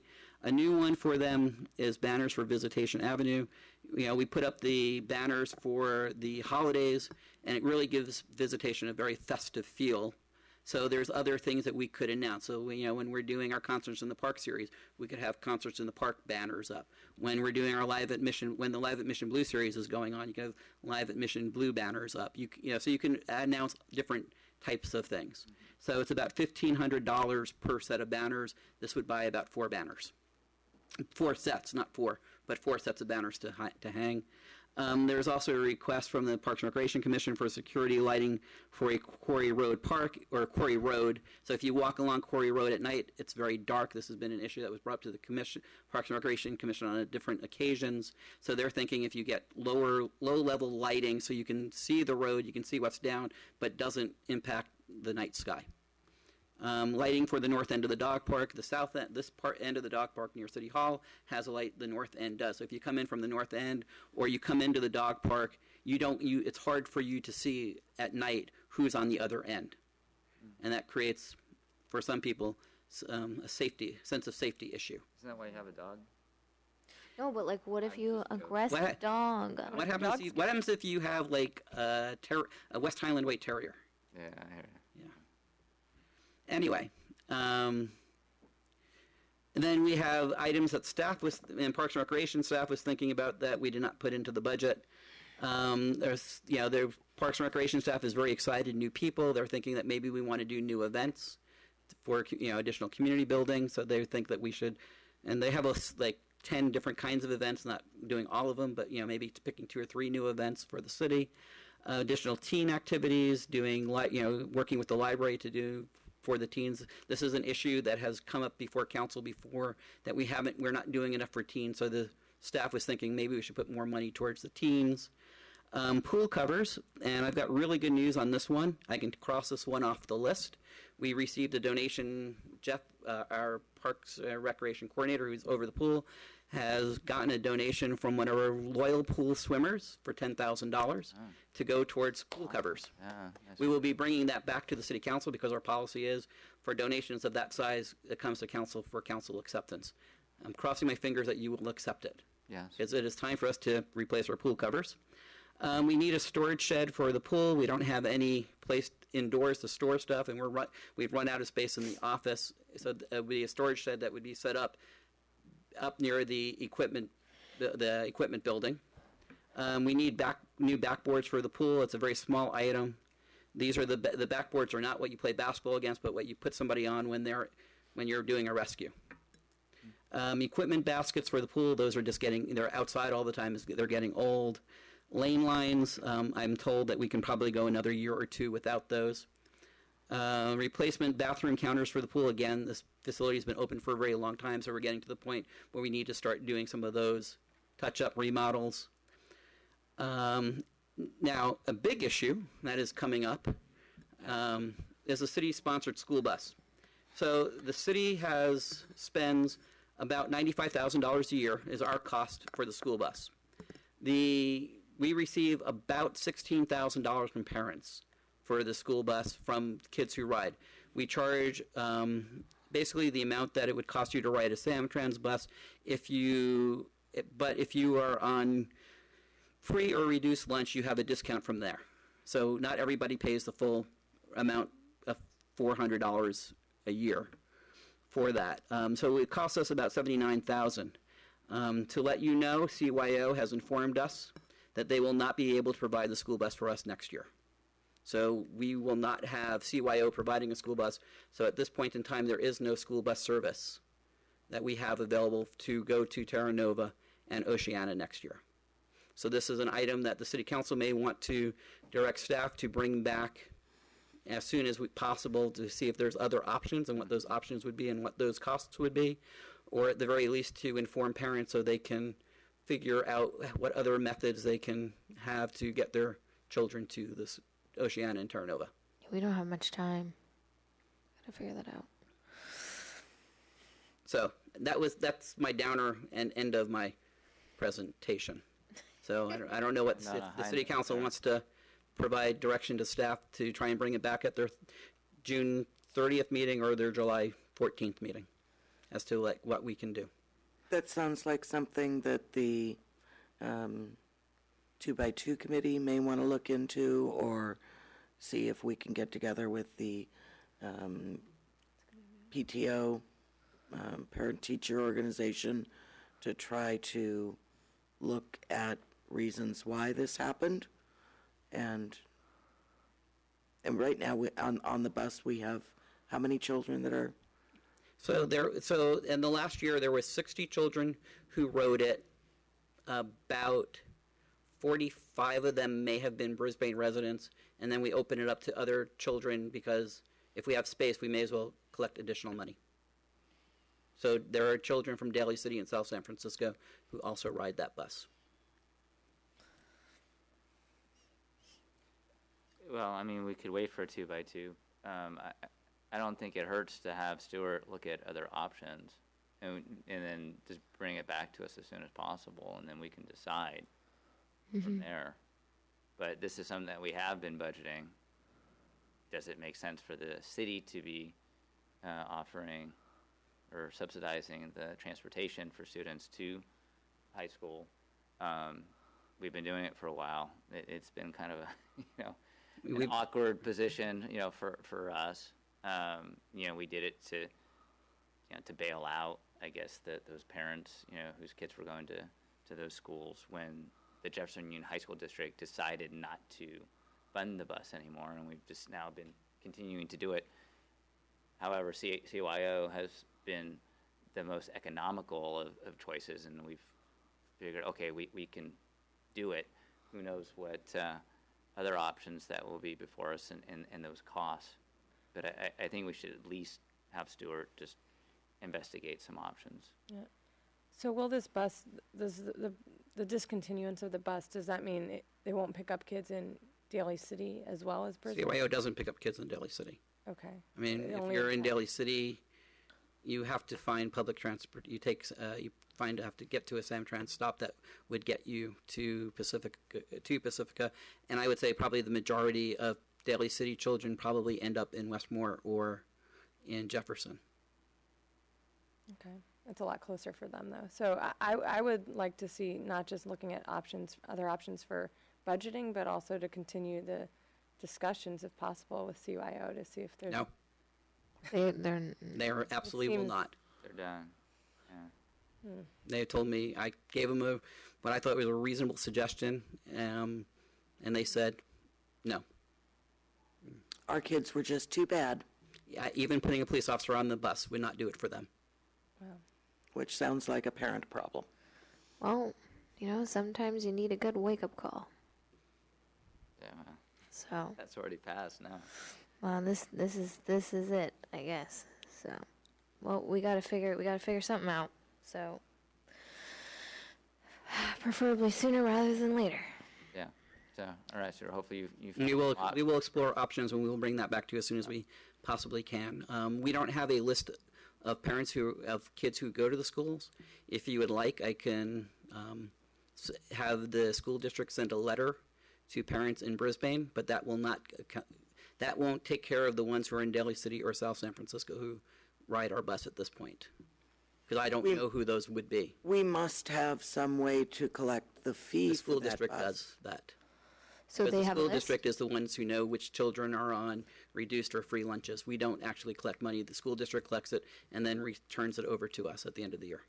So As a lump sum. Yes, they might have a list. they will have a list, and I can send, We can get- and you please just, because there's also new freshmen in those schools Right. who didn't ride the bus. So I can send a letter to the school district informing the parents. But I would probably, I think we might want to start looking at options. And then, obviously you probably have a number of parents who will be calling you and coming to the council meeting when we present those options. Sure. Yeah. I'm sorry, it was very good positive news on the budget overall, and unfortunately I have to end it with this. On the bright side, it does save us either $79,000, or you can, if you don't want to do that, originally if you were not going to be able to provide a bus service at a cost that's reasonable, originally that $79,000 went towards after-school programming and additional education programming at the school district. Yeah, library and Library and calculus yeah, classes, AP AP classes. So if you would like, you could redirect the money towards something like that, if there isn't a reasonable option for providing school buses. So that way you're still providing service for that age group and for those children who are in those schools. Okay. All right, thank you, Stuart. Thank you. Lori, can I get some water?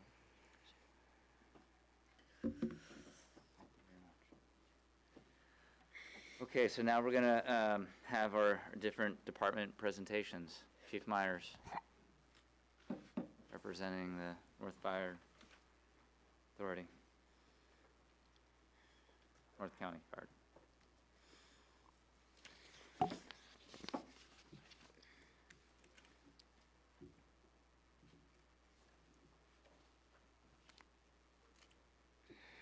You got it. Catch the lights. Everyone goes. Good evening, Mayor and council members. I'll be presenting the elements of the fire department budget. The mission statement just represents safety and protection to the public. I want to note the three pictures so you don't believe that's all in the city of Brisbane. The picture to the right, the vegetation fire, was the 300-acre fire we had back in 2006. The middle photo is a structure fire in the city of Pacifica, and the far left photo is a vehicle that crashed into a gas station and a gas pump in Daly City. So we get a diversity of emergency incidents that we get to respond to. Matching up our programs to the council and city goals, I think as the finance director was talking about, you'll see multiple programs within the different goals that the city has. Primarily, you see we're down in the safe community area, emergency response and safety and code compliance. I would point out that safety and code compliance isn't just something that is part of going out and making people follow the code. What we do is a lot of consultation for new developers and tenant improvements that come in. So we spend time helping them look at fire protection planning and work with them to find a way to meet it. Sometimes there are other alternatives that we can do. in working with them to look at the costs associated with the fire protection planning. The other ones are pretty straightforward in terms of management, and we'll get more into that, I guess, as we get into the next slides. The funding by program, as you can see, we have department management, public education, workforce development, emergency response, fire and life safety, investigations. Our budget has not increased other than what was provided to all departments, the 2% overall operating budget increase, and or anything that may have come in salary and benefits that are just normal. But the fire department's not looking at increasing its budget over and above those normal things that are applied to all the other departments. Program highlights. So primarily, we're a response organization to emergency and non-emergency responses. Training, we have to carry certifications. Operational readiness is important for us. One of the things we were able to do is we have maintained our response goals, responding to emergencies in our goal that was established in the organization. We look at confinement of fires. We look at multi-company responses into fires that require more than one fire company. We take a look at customer satisfaction, where we have been at the 99 to 100% range. Fire confinement success, we hold a fire to the room of origin, which allows us not to have to go to multiple fire companies coming into a fire. We do the vegetation management program, which really tries to get rid of all of the dangerous vegetation that's in the community, as well as we maintain the fire break on an annual basis by bringing crews in to keep that in place, so we have somewhat of a location we can make a stand if we have a fire, as I showed you in the first slide, coming into the community. We do the annual wildfire awareness event, which really has been, it's been different things over the years. Primarily, we bring fire companies in, we bring strike teams of engines in to get an orientation of the community in the event that we do have an emergency. And we do training on that day with all of the fire companies. You may have seen all the resources that end up in the community for that day. Community outreach, CPR, first aid. One of the things that we've pushed very heavily has been hands-only CPR and the importance of that. And somebody can do hands-only CPR very quickly and learn that, as opposed to taking a class that's an 8-hour class, and people don't generally have the time for that unless they're in the profession. Fire safety training, education, outreach, smoke detectors are pushed, all those kitchen fire safety, all those kinds of things that we do through our Fire Prevention Bureau and fire companies. As I mentioned, we inspect every business, every multifamily and permitted occupancy on an annual basis. We're one of the only fire agencies that does that, probably in all of the counties around. It's a commitment we've made over the years. It's quite an endeavor for us to get out and do that, but we think it does pay off in terms of fire prevention activities and that. With conclusion there, I'd be happy to answer any questions related to the fire department. All right, any questions for Chief Myers? Sure. I have one question, well, a couple questions actually. On the flexible benefits for health benefits, for the 2015-16, we approved $270,000, and it looks like and the prior year had been $226,000, and now we're going back and asking for $239,000. Is that because we had estimated our cost for that 15-16 Yes. budget period? Yes. I'll let the finance director answer that. The answer is yes. So when we budget for flexible, if all positions aren't filled, we assume any new position is going to come in as a family person, and I think our last person is not family. Okay, So so there was a savings. cost savings there. Yes. And then on the salary versus overtime portion of salaries, is that still that overtime is less expensive than having another full-time person? The council has asked that question over the years, and we have actually looked into it. It is, so it becomes more of a different question on where you want to spend the money, in salary, or do you want to spend it in overtime. It is cheaper to operate under the overtime, but we have looked at a couple of different matrices in terms of how we might do it differently.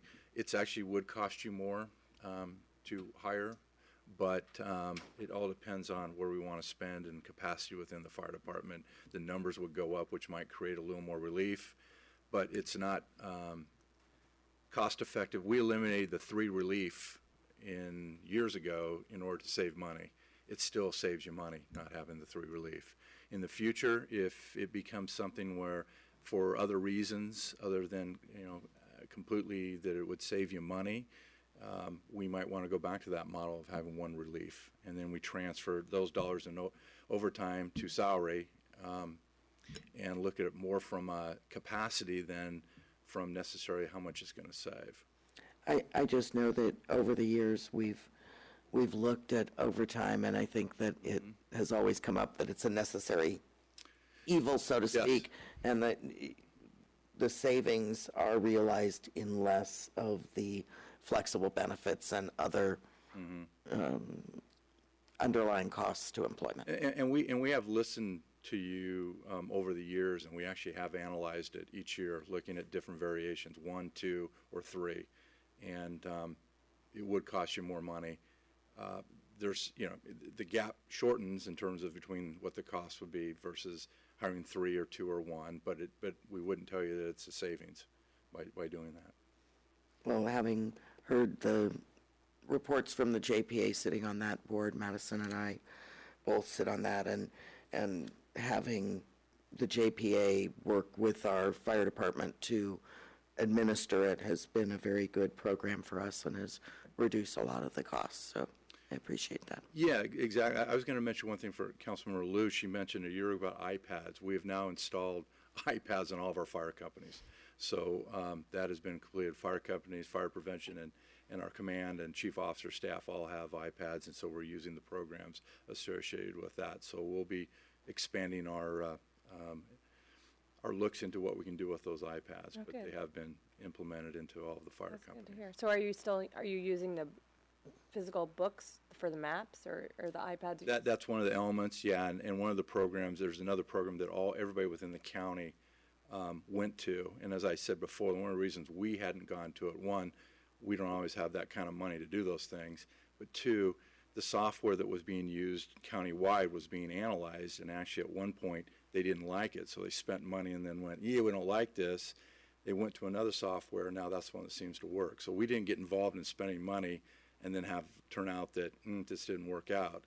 We're pretty frugal when it comes to our money between the 3 cities and how we spend it, and so we finally sat back and said, okay, now's the right time. Technology's not slowing down. Let's go ahead and get in the business and do this. But you're right. North County Fire Authority for you has been a very good savings, and for the other 2 cities as well. I mean, if you were to go back to the slide that talks about management of the organization, you pay very little for management of the organization. If you tried to duplicate all of the positions, which you wouldn't do, but if you even tried to duplicate some of the chief officer positions in your fire department here, it would be much more expensive, and your budget would be much higher. Or you'd try and hire one of me to do 6 different jobs, and none of them would get done, and that was some of the frustration back in the day. So anyway, And in this budget, the professional services, that is the JPA management portion of it. Are you looking at in the budget here? Yes. Okay, the line item budget. Yeah, 245 is what the budget is in there. Yeah. If that's the one you're looking, I'll make sure I'm looking at the same one you're talking about. But yeah, it would say North County Fire on there. Okay. All right. Any more questions, Terry? No, not for me. I have one question. So this may be for Stuart. So on the utilities, it mentions the bills to PG&E, and I know one of the things the council may be looking at in the coming months is with the Peninsula Clean Energy, whether we want to have our city account signed on for the 100% renewable energy option, which may be slightly more expensive. So my question is, if we did go that route, would that include the fire department's utilities as well as all other city-owned? I don't know the answer Yes. to that.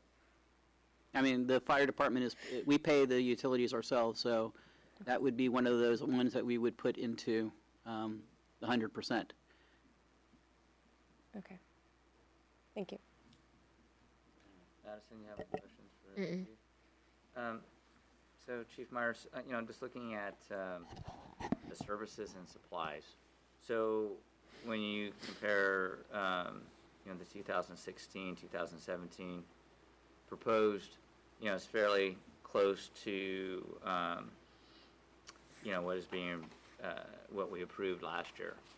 But then if you go back to 2014, 2015, what was actually spent, you're looking at, say, 421,000, and then in total. And then you look at the next 3 years, it's about $200,000 more if you add it all up.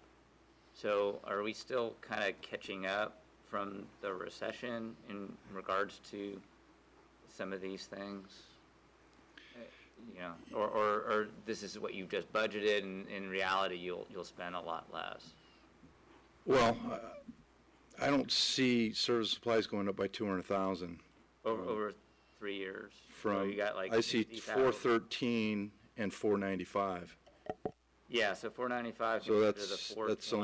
only $80,000 over that time period, if that's what you're looking Yeah, I'm at. just looking at all three. If you add all 3 years up, I mean, we're looking at a $200,000 increase over a 3-year period. So we look at it, say, just from year to year. So if you look at the 2014, 2015 actual expenses that were paid out, Are you talking about the total budget, or are you talking about services and supplies? services and supplies. Okay. Okay, so it's the total services and supplies for 2014, 2015 that you actually spent was about 420. 420, right? And then we budgeted about 480 in 2015, and then 2016 will be 490, and then 2017 will be 495. So, Yeah, I'd have to, looking at each and every line, I'd have to look at each and every one, and to tell you, I think it's fairly subtle, the increase that's there. So I don't have an answer for you why. I mean, I think part of it is over the years we budget we've budgeted 245, 250 for the North County JPA, which is what we would anticipate. But Ron does savings within the JPA's budget as well, so we take a benefit from that. So you're right, we have not traditionally spent everything that we've budgeted, but at the same time, we don't want to limit the fire department's ability to do the work that they need to do. So we ask them to budget what they think they need, and then we say, okay, if there's a savings in it, we're not going to penalize you in the next year by reducing what your budget is if that's what you think you need. Because other cities will do that, where they will say, okay, you only spent 30,000, you budgeted 40,000, you only spent 30,000. And what tends to happen when finance departments do that, the department finds a way to spend the 40,000. As opposed to here, where the department says, we know that we're going to be still able to budget what we think we need, and if we have a savings, we have a savings. Mm-hmm. So, from that perspective, we have had savings in the previous years. The fire department, as Chief Meyer says, they've done a very good job in managing our staff and managing contracts, that we've been able to have savings, but it doesn't mean that going forward, you don't anticipate to spend that money. So if you take a look at communications, you caught me off guard looking at every line item here. If you look at communications, equipment maintenance, those are two of the biggest areas that have increased. Mm-hmm. So we have had expenses associated. We have to send fire apparatus out to outside vendors. We don't have an internal a mechanic that can operate, so we send those out. And if you look, that has increased. We did do a little bit by getting rid of an older reserve engine last year, so hopefully that will come down. But if you lose a transmission in any of the engines, they're big cost items. So That actually is one area that you'll look at that's grown by $20-some thousand. But we were spending quite a bit of money in trying to repair old fire equipment. So you're probably right. In the older years, we held off in trying to buy something. We came to you last year, the year before that, and said we need to get rid of that reserve engine that was costing us more money than it was worth. But that's still built in as a safeguard. We may not spend, and we don't plan to spend all that money. The other one was communications. One of the big expenses for all of the fire agencies in the county was going to narrowbanding, and it made us change out all of our alerting systems in all of our fire stations, which means we had to go to a landline and a web base. And that created a whole new cost, so we bumped the budget up to cover that. So there's monthly fees associated with changing that over. And me just quickly looking at that those two line items, those are two that have actually have grown. Sure. But if you look at the services supplies, we really have gone from 420 in 14-15 to 495. That's $50,000 that you can see up in that area I was just talking about, and that's probably the major spot that things increase from there. Okay, good. Yeah, I know, I'm glad that you identified that. Quick on my feet, right? You are. No. So you're a former city manager, right? That helps. All right. All right, thank you. Any other questions for Chief Myers? All right. All Thank right. you. Yeah, thank you for your services. All right, Community Development Department, John.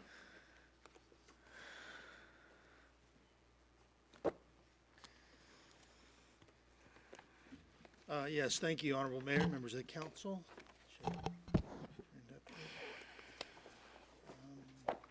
Again, it's primarily what it kind of characterizes a rollover budget. If you look at some of the numbers, I think one of the big things is in previous presentations, we usually talk about the functions of the Community Development Department to fall into the building side and the planning side. Again, with the different sort of department programs and the sort of the various categories here. I think as you discussed earlier, why some of the activities seem to fall into community building.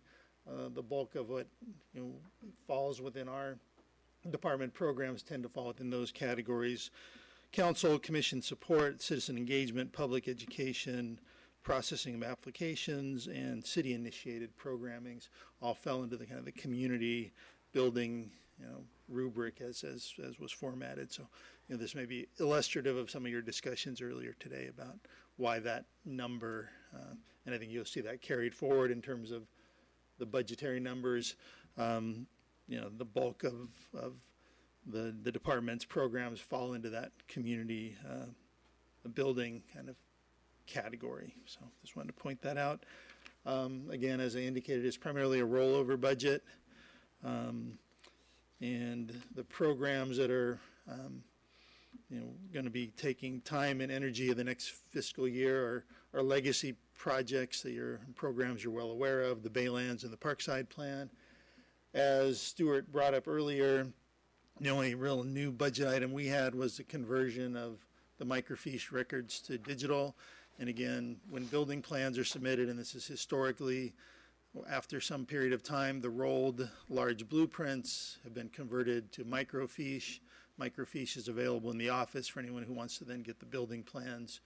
And again, the microfiche technology is almost unsustainable and unsupportable in terms of being able to maintain the equipment. So since we've gone to our electronic permitting system, we've been converting on an ongoing basis. We're not converting to microfiche. We haven't been converting to microfiche for a number of years. We're going straight to digital format. But this would be for that body of 30 years worth of records that need to be converted from microfiche to digital. So that's what that expense is about. I think we're excited that'll actually make this information much more available and readily accessible to homeowners and residents who may have a need to research their permit records at the city. So with that, I would take any questions you might have. All right, any questions for John? Sure. So the fees or the costs with respect to the Baylands, are those costs that would be paid for by the applicant? Yes, Okay, but they still show up in the budget? correct. Okay. And the Parkside Plan, the city's paying for those those costs, but the hope is that in the future, if there is a developer that takes on the project, we would recoup some of those costs. Is that correct? That's the possibility, yes, the city Possibility. can do that. There's no additional, the expenditure, the authorization of last year's budget for Parkside is fixed. There's no additional budget request rolling forward with Parkside. We're just allocating the monies that were previously budgeted. All right. Madison, any questions? John? Under services and supplies, I noticed that this year, under professional services, we spent a considerable amount more than the years in the past. Can you speak to what that was, what the cause of that was? That would be the Parkside. That's what I was consultant. figuring. So MIG, okay. Yes. And that's why that kind of falls back down, because we Correct. don't anticipate having similar expenditures like that. Correct. Okay. Of that level, I guess I should say. That was my only question. All right. Jerry? Again, my comments sort of go along with Madison's on the professional services, the $200,000 that the Southeast Crocker Park rezoning is the Parkside plan, is what became later known as Parkside. And when we initially talked about what we needed to do in the budget to enable our housing element to become zoned, that $200,000 was where we assumed we were going to pull that money from.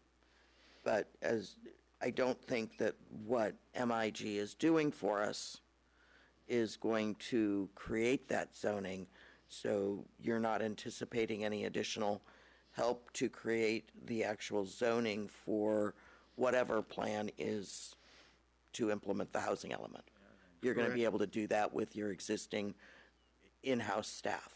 There's actually a phase of MIG's contract, which they haven't expended yet, which is converting sort of this vision sort of work into regulatory standards, which would be folded into the plan that comes forward to the Planning Commission and the council ultimately for adoption. So there is budget to allow for that level of development standards, design standards that'll be integrated into this process moving forward. So their $200,000 that was already budgeted includes doing the zoning? Yes. And all the form-based codes and all Yes. that. Yeah. The only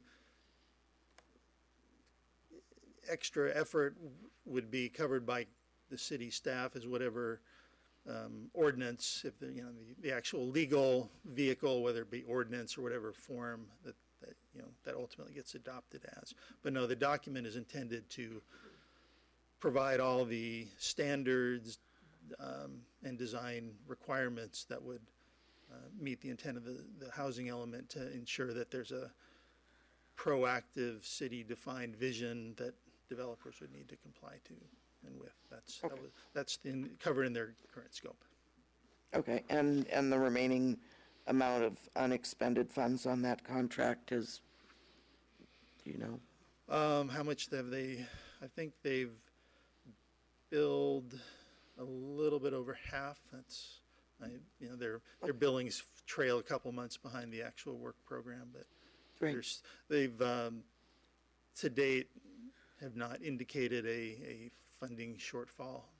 Okay, great. Thank you very much. Sure. Yeah, John, just to kind of follow up on that. Yeah, I think there's that misinformation out there that we're spending the $200,000 only on the visioning part.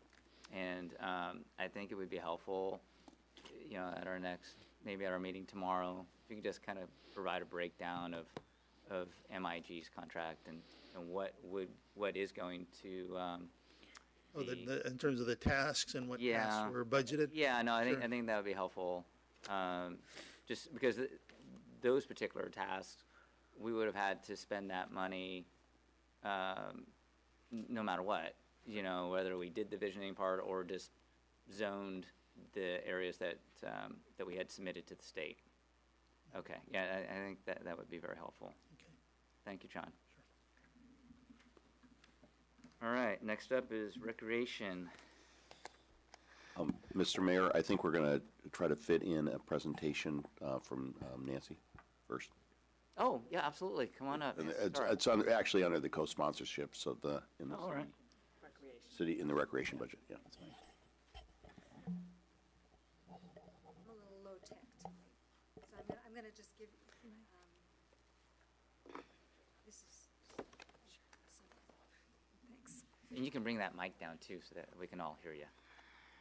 okay. There you go. This is just a brief summary for you guys, of what I'm gonna talk about, and Helping hands.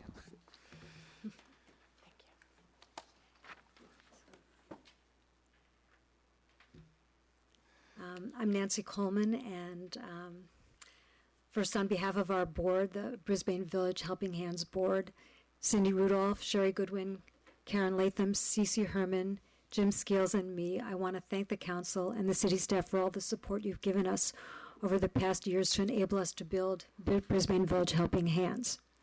We wouldn't have been able to grow from a newly incorporated nonprofit to a functional community organization without the partial co-sponsorship and financial help you've provided over the past years. As you know, we're an independent, community-based, all-volunteer organization whose mission is to promote aging in place in Brisbane and help our older residents stay connected to the community. We do this by providing volunteer services and opportunities for social interaction. These include transportation, minor home maintenance and repair, companionship, help with technology, and occasional social gatherings. So what have we been up to since the last time we addressed you a little over a year ago? Here's a brief summary. On May 26th, 2015, our articles of incorporation were filed by the Secretary of State. On July 17th, 2015, we were granted 501c3 nonprofit status from the federal government, and several months later, the state also granted us state's tax-exempt status. We also completed all the government-required filings and obtained nonprofit liability insurance. At the same time, we were learning to use our scheduling and database application, and we were developing, and we continue to develop our policies and procedures. Then in October, the Brisbane Lions Club generously agreed to become a partial fiscal sponsor of our village. So with the corporate formalities and the majority of necessary funding in place, we began recruiting community volunteers. In early November 2015, we had a volunteer sign-up event at Madhouse, which was well attended. I know some of, if not all of you, were there. By March, it's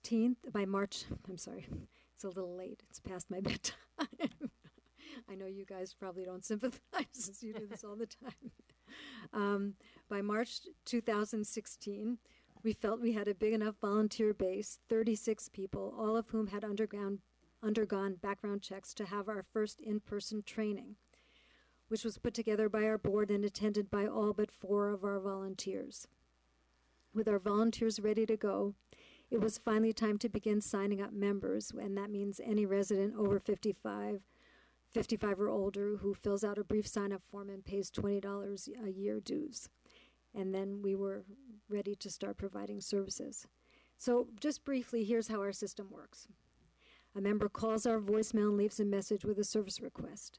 The person responsible for village administration on that day picks up the request, calls the member if there are any questions or clarifications needed. The person then enters the service request in our scheduling program, sends out an email to volunteers announcing the request, and the email includes an accept button that can be clicked on to take on the assignment. Once a service request is accepted, that person receives the person who accepts it receives another email with all the applicable information about the service, and which includes contact information for the member, a phone contact information, so that he or she can call the member and make arrangements. The volunteer and the member both then receive reminder emails, texts, and phone calls the day before the date of the assignment. We now have 16 members and 38 volunteers. We fulfilled, at this point, we started offering services in mid-March. At this point, we filled 11 service requests from members, including rides to medical appointments and help at home. Our systems for scheduling and communicating with members and volunteers seem to be working well, and so far we've been able to fulfill all but 2 service requests, and both of those were requested really at exactly the last minute, really very, very little time to send out any request. In addition, we've kept within the budget projection of $4,000 that we presented to you last year. On the handout I've given you is an approximate breakdown of our income and expenditures through June 1st, 2016, which is approximately a year since the council approved our limited co-sponsorship. As you can see, by far our biggest expense, a little under $3,000 a year, is liability insurance, which is critical. Other expenses include government filings, office expenses like post office box, checks, mailing supplies, and also social events. Also, a note regarding our finances is the fact that we received approximately $600 in donations in memory of one of our founding board members, Jane Kinsler, who sadly passed away in November of 2015. And I only mention this because it's a source of income we're obviously not going to have in the future. The all-volunteer board does not have the ability to both run the organization and engage in ongoing fundraising, and we want to keep our dues affordable for anyone in town.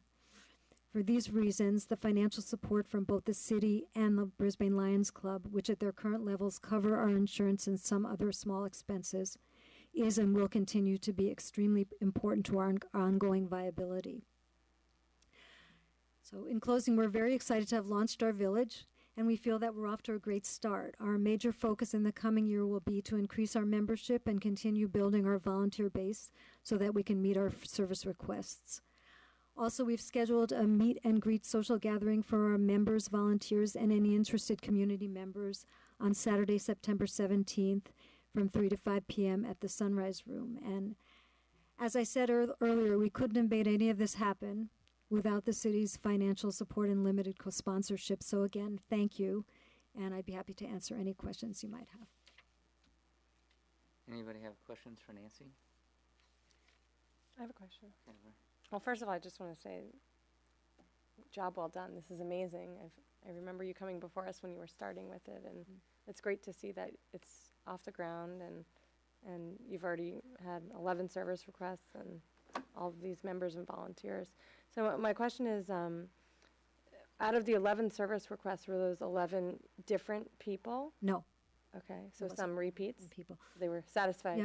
Yeah, there've been, it's a couple of people. It's really, we're really, as I said, our focus is to try and build our membership base, and we, I think the challenge is to try and really reach the people in the community who need the services badly. And we've gone to the senior lunches. We are working with Teresa Madrigal at the Sunrise Room, trying to kind of reach out to people. But it's we really feel like it's going to happen by word of mouth more than anything, because it's a question of trust. Right. And so I think it's going to be a slow but gradual process, getting more people. But there is, there's one member who's had numbers of medical appointments, and we've been able to help her a lot, bringing her to medical appointments. And so anyway, we're working on it, and it's not 11 different people. Right. And the insurance costs, are those, is it a standard cost, or does it depend on, will it potentially go up as you have more members or more service? No, it's a standard cost. It's not going to go up with the number of members, but it'll probably go up with time just because costs go up. But it's nonprofit insurance. It's through a nonprofit-based, organization that's statewide. Okay. Great. Thank you.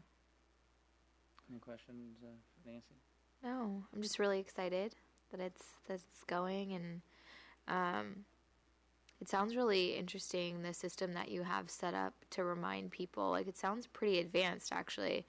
Somebody takes in that request and then puts it out, and somebody can accept, and then they get the reminders. I think that's really cool, that you have something that's that advanced, that's set up. And, it could be that the people who really need the help the most maybe aren't necessarily mobile enough or really going out to those community events like the luncheons and the Sunrise Room and things like that, who, if they're not kind of living in the senior development, they may not be going to the Sunrise Room as much as somebody who lives in their own home in town. So I'm trying to think of ways that you can connect with those people. And I don't know if maybe, have you guys done something in the Star or the Luminary? We try to have things in the Star most months. We didn't have last month, but we'll have one in the next Star. We haven't had anything in the Luminary yet. We tried, but there wasn't room for it at the time we tried. But yeah, we're trying to. If you have other ideas, if anyone has any other ideas for outreach, we're certainly open to hearing them. We also did a citywide mailing, thanks to the co-sponsorship, where we mailed out a brochure to everyone in the city, who gets the city mailings. So, at this point, we're just trying to make more person-to-person contact. And, I've been going to the Sunrise Room every now and then, kind of you meet people, give them brochures. I mean, I really do think it is a lot word of mouth. But as I said, if we are totally open to ideas, new ideas for outreach. So if you all have anything that you want to add, please contact us. Our website is www.brisbanevillage.org, and there's our phone numbers on there and our email. So, please feel free. We're open to input and appreciate it. And if you know people you think might benefit from this, please let them know. Are there any things beyond just what you're doing now in terms of service? Like you're doing a lot of transportation and maybe some projects at home and just providing some just social interaction. Is there anything else that you wish you could provide that you don't have the capacity to do now? Like any services beyond those things? I don't know. I think that, in the perfect world, we could maybe be more of a resource, a general resource for older people in town, in terms of a referral agency, things like that. But honestly, given the structure that we have now, and, we're a 6-person board and people have jobs, people have lives, and I just think that we can't take that on right now. So that's something that Are you in touch at all with other organizations that provide similar services for referrals? Like I know when my mother-in-law who had cancer, she got rides, I think, from the American Cancer Society to some of her appointments. And so I'm sure there's other organizations like that. You can connect them to the residents who may need the services if they can't get them, or just as a referral. We are in touch with other organizations, other villages, the Jewish Community Center in Foster City has a ride program, and we're trying to get the word out through them also that we exist too, so that people in town, if they might call them, they might refer to us. So we try to stay in touch with people, but as I said, we have a limited amount of energy and resources that amongst us, but hopefully that'll change. It could grow over the years. That we're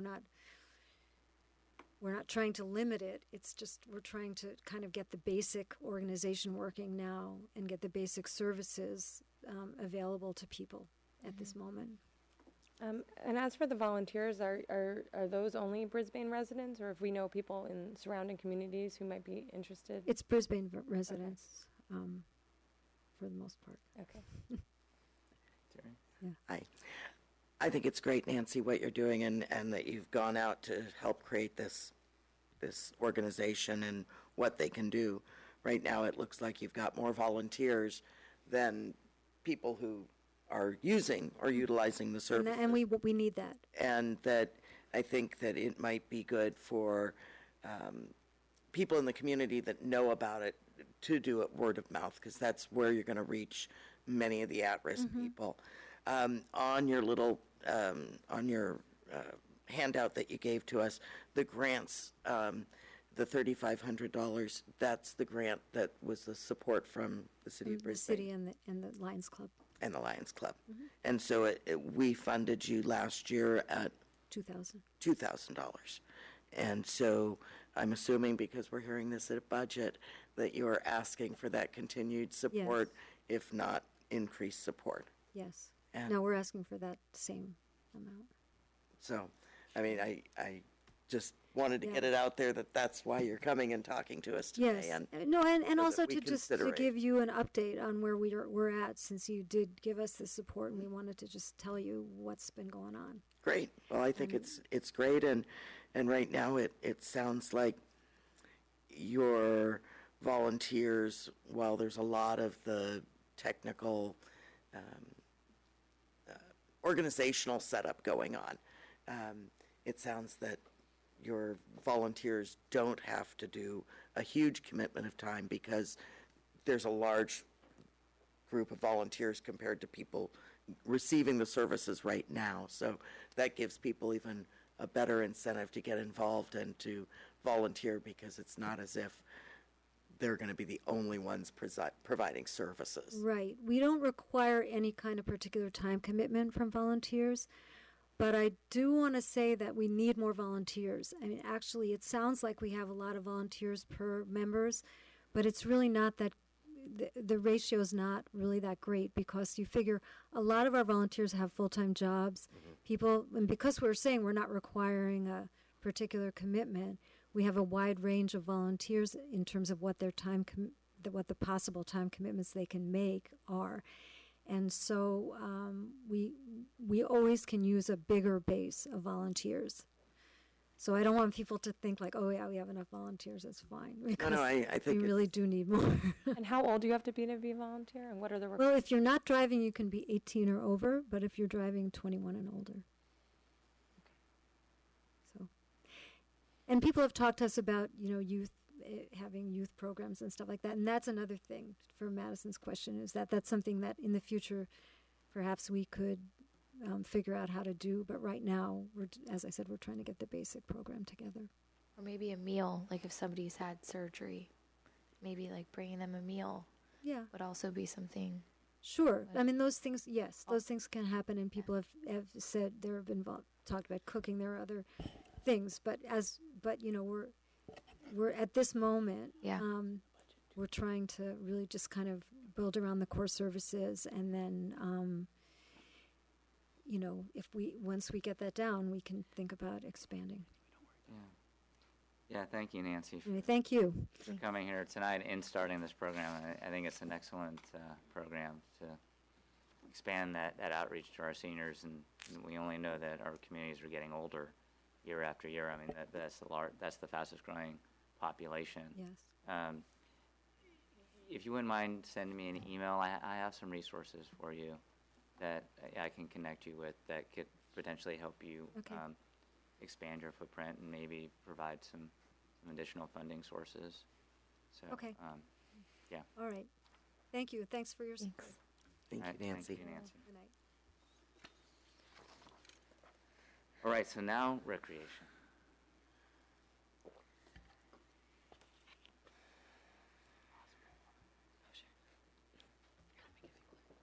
Good evening, Mayor, Honorable Council. Thank you for your time tonight.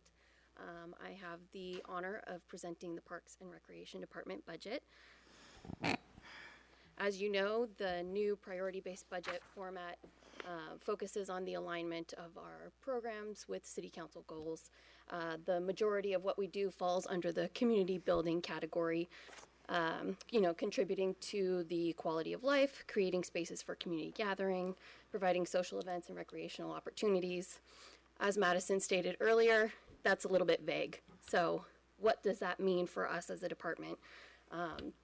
It contributes to our why, what our greater purpose is of facilitating new friendships, rehabilitating people, teaching life-saving skills, reducing crime rates, fighting obesity, encouraging healthy lifestyles, authoring childhood, establishing family traditions, and creating positive memories for people of all ages. So when you look at our funding by program, as directed, we applied a 2% increase for most supplies and services budgets, but as you can see, there's not a whole lot of variance from one year to the next. I will provide a little note to you on page 230. You will see the skate park opening listed under events. We had a great event last weekend. It's not our intention to redo the ribbon cutting ceremony in the coming fiscal year. That was there as a placeholder based on the timeline of the construction of the skate park, so that will be removed. One of the additional requests that we submitted that Stuart spoke to a little bit was for additional community-wide events. We've talked about this at the staff level. We've talked about this with our commission. It would be great to, and some of the feedback that we've received from the community is that there's some desire there to have some new, fresh events to take place in the future. And so if that's something that the council seems interested in pursuing, we're happy to research that as a staff and have a community engagement process to find out what people are interested in doing. We do have some ideas about what we can do based on the equipment and facilities that we have available to us. We've talked about possibly a kids triathlon. We've talked about doing movies, family movies at Mission Blue, because we have a screen there that we use for Artist Evening of Sharing, movies in the park, underwater pumpkin patch at the pool, sing-along quote-alongs. So there's lots of ideas floating around, and we're excited as a department and hopeful that we can kind of bring some new life and energy to our special events program. As Stuart mentioned, we also had some requests for pool maintenance items.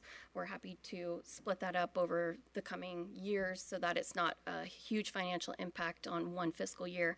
Some things can be deferred, but we recognize that at some point there will be some requirement to absorb those costs. And on to our program highlights, which is the best part of the presentation. Club Lippman came and gave a presentation about their after-school program. This was the second year that the program was in existence. They noted about 45% of enrollment of their student population. They provide daily academic support. They also have several clubs, both social and enrichment clubs, gardening, cooking, Spanish, guitar. It seems to be a very successful program, so we're excited to continue our partnership and collaboration with the school to provide that to the student population there.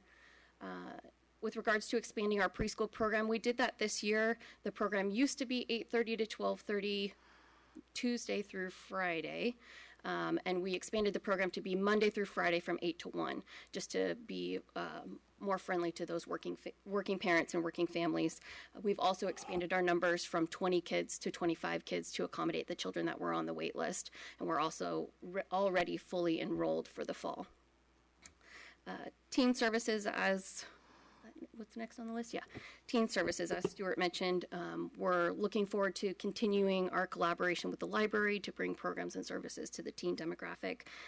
We have a new coordinator on board, and part of his responsibility is he's hoping to revive the YAC, so he's working on some of those tasks now, and we're hoping to have services and programs that are of interest to the teen community that they will utilize and participate in. Can I ask, what is Revive the YAC? The Youth Advisory Committee. Okay. Let's see, our Club Rec after-school program on the BES campus. We, this year, over the last several months, completed a 4-phase program analysis that involved gathering feedback from the parent community as well as the kids themselves. We heard what they had to say in terms of enhancements and changes to the program that they would like to see. We've modified the structure to offer more choices to the kids in terms of activities. We're offering healthier snack options. We now offer a one-day camp option for the days where the school has staff in-service trainings and parents and families need that childcare on those one-off days. So we've expanded to offer one-day camps.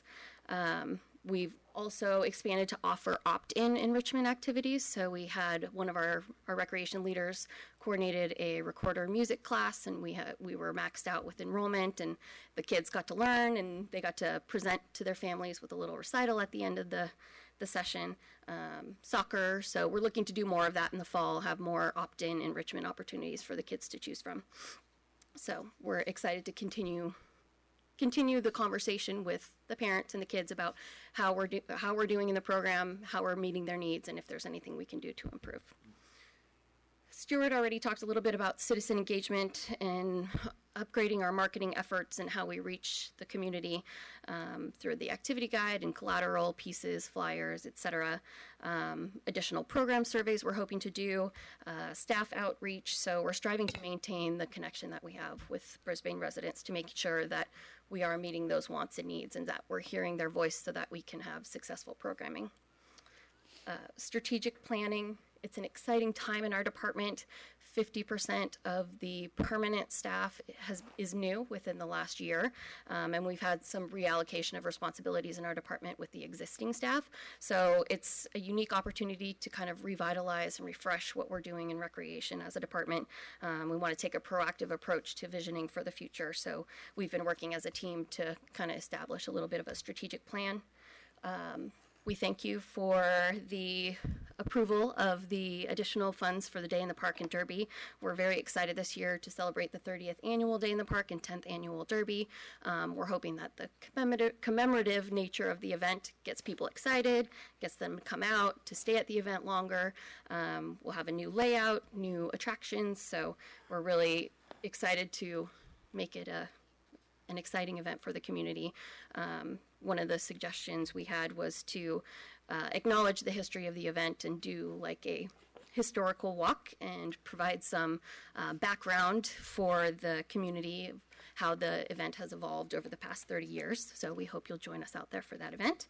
And lastly, our junior lifeguard program. This is one offering from the Club Lipman after-school program.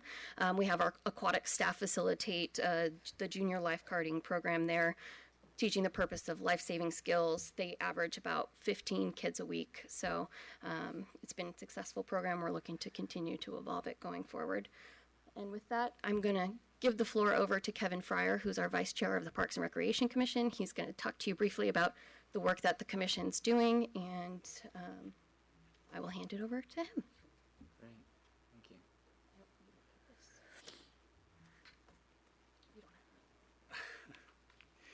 Good evening, Mr. Mayor and members of the City Council. As Stuart went over, when he was making his presentation, he went over fairly quickly some of the requests that we have put in, both that are in the budget and that we have asked for you to consider the budget. I will reiterate those and maybe just land on a couple of them with some specific anecdotes regarding them. The things that are in the budget are replacement tables, replacement chairs for the community center, and Mission Blue replacement chairs. I understood in our senior subcommittee meeting that the condition of the chairs and tables in the community center are really past their expiration date. And I can speak personally about the chairs at Mission Blue Center because Live at Mission Blue does many programs there, and they are way past their expiration date. They were great. They have served well. I think we have squeezed every bit of use out of them without that we should have gotten out of them. Requests for consideration not included in the current budget. A good deal of these have to do with Mission Blue Center. The paint and patchwork, the replacement of the carpet, cabinet doors, countertops, wall ovens, tile work, and refrigerator. And again, I would say that particularly the kitchen of Mission Blue Center is in quite disrepair. The refrigerator, for example, has no shelves anymore in it. So you go in, you've rented Mission Blue Center, and you bring your party things in, and there is just the bottom and the crispers and the doors. And I asked Terry O'Rourke this last year about that, and she said they've just been broken and tossed. In this last year, it was particularly notable for Live and Mission Blue programs where we didn't really have enough space in the refrigerator to put the refreshments and the goodies that were prepared. So, same with the stovetop counter. The stovetop, it's the original one. It was not high quality to begin with. I think that it's in enough disrepair that this is starting to have an impact on people who come and rent that. It's a great facility. Mission Blue Center is a jewel for our community, and it really is time to give some serious thought to upgrading it, to keeping it up to up to standards, so that when people do come in and rent that facility, they go, wow, this is really great. And the kitchen is not so much. Let's see. Additional funding for senior club trips. I am now on the senior subcommittee, and we had our first meeting, and Balani Bologov indicated to me that they have not asked for any additional funds in a very long time. And so this request comes out of that if we did have more funds, that could give them additional senior outings. Those are very, very, very popular, well attended. Day in the Park, you've already passed. Derby event, I'm not sure whether you've passed that or not. That was up on Stewart's thing. Then capital improvement projects, real quickly, restroom, water fountain at Littman Field. That's been on our agenda for, Parks and Rec agenda for a long time. The downtown banners. The downtown banners is also near and dear to my heart. This is not terribly expensive. 2 years ago, when I first saw the holiday banners up, I thought, wow, we've got the infrastructure for putting banners up. I had never noticed that before. And why don't we take advantage of that to celebrate all the things that we do in Brisbane Day in the Park, Brisbane Dance Workshop, opening of the new library, and of course, near and dear to my heart, Live at Mission Blue. All communities have this kind of thing. I didn't realize that we had all along, that we have the capacity to do that. It would really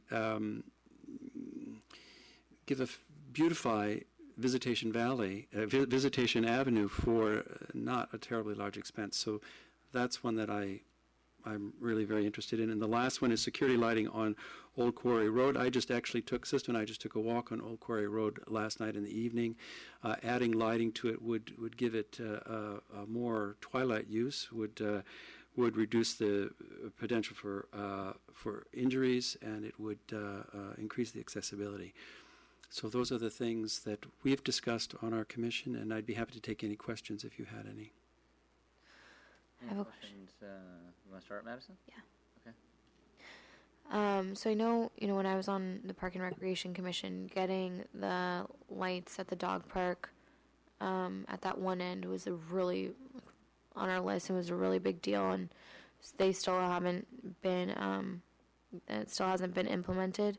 And I know that you just mentioned on Quarry Road, but I didn't hear you mention about the dog park. So I'm wondering, is that still something that the commission thinks is a big priority?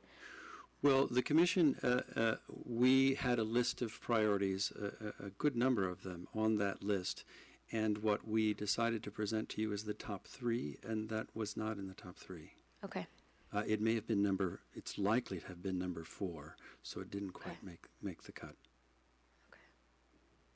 We'd love to have it nevertheless. So the top 3 kind of all of the Mission Blue things lumped in, No, this is for capital improvement projects. Okay. The commission requests for considerations that are not included in the current budget, those were the things that involved upgrade to Mission Blue Center, the Day in the Park, which you've already passed, and additional funding for senior club trips. The 3 things that came out on the top of our list for capital improvement projects are the restrooms, downtown events banner, and security lighting. Okay. And we have, I think on our list, we have 11 or 12. Yeah, I remember it was a big list when we made thought it. maybe we wouldn't just come in and ask you for all of it, because that would be overwhelming. I know that the bathrooms were top of the list a year or 2 ago. So, okay, thank you. Those are the only questions I have. Terry? I have no questions for Kevin. Thank you. Thank you. Sure. Thanks, Kevin. So the downtown events banners. So when I was on the Chamber of Commerce board, I think I remember that being talked about at the chamber as well. Mm-hmm. And there's an intersection between the city promoting its events and the chamber promoting economic development along Visitation. So has there been any outreach through the Park and Rec Commission or the city in general to the Chamber of Commerce to see if that's something that they'd be willing to do? Not that I'm aware of. It seems that would be a good. That might be a very good conversation to have. Yeah, I would suggest. I know Mitch Bull is definitely aware of our desire in general as a city to have more recognition of events through things like banners. So I'm sure Mitch would be receptive to hearing about that. So perhaps maybe staff could reach out to him. And then I didn't see on your list, and I thought I remember seeing some emails about it, before care at BES. This may be a question for Noreen. I saw some emails from parents saying they need like an additional half hour of before care, and that's something that's not yet, I don't think it's provided there's aftercare at Club Rec, but I don't know if there's before care. And it's, I understand for working parents, it's hard when you have to go to work and it's not yet time for your kids to go to school. Yes, and that just came up at our last commission meeting last week under, it wasn't a presentation, it was under public comment, and I believe we put that on the agenda for the next commission meeting, I think, if I'm remembering correctly, and there was some discussion about having that conversation and us, digesting that and then sending a recommendation to you that would happen really after this budget cycle was completed, and that if that was really thought to be a good idea, that would be a supplemental item that would come after the budget passed. Am I correct with that, Stuart? Yes. I'm getting a yes. So that's my understanding about it.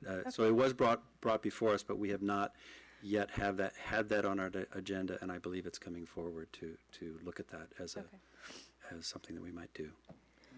Okay, great. Thank you. Mm-hmm. Yeah, that was one of my questions, Kevin. So if we did that the early morning recreation thing, I mean, you have your preschool, and that starts at 8:00, but that space is fairly limited. I mean, if parents are dropping off their kids prior to going to elementary school, you can only put so many kids into that space. So how's your relationship with the school district? Do you collaborate as a department, as commissioners with school board members? Of course, Karen's double duty, but I'm just kind of curious, since a lot of what you do is geared towards youth.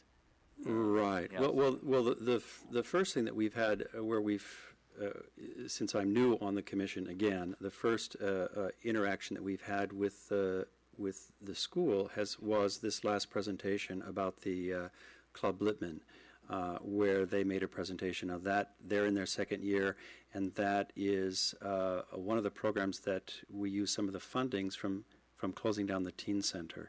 And I was on the commission and on the subcommittee that studied whether or not we should recommend to the city council about to close down the teen center. And I believe we spent a year studying that. We had some of our subcommittee meetings at the teen center. We got to know the staff. We got to see what was actually happening. And when the presentation was made to us about Club Littman, I was really, really pleased to hear how well that program is going. And I know we struggled with that decision to, pull the plug on a teen services program, and I was really quite pleased to see what had come up in its place. So that's the only interaction we've had so far. This preschool idea, which we just got the first presentation in our citizens' comments. We really haven't gotten into how that would work or what that would entail or how feasible that is or whatever.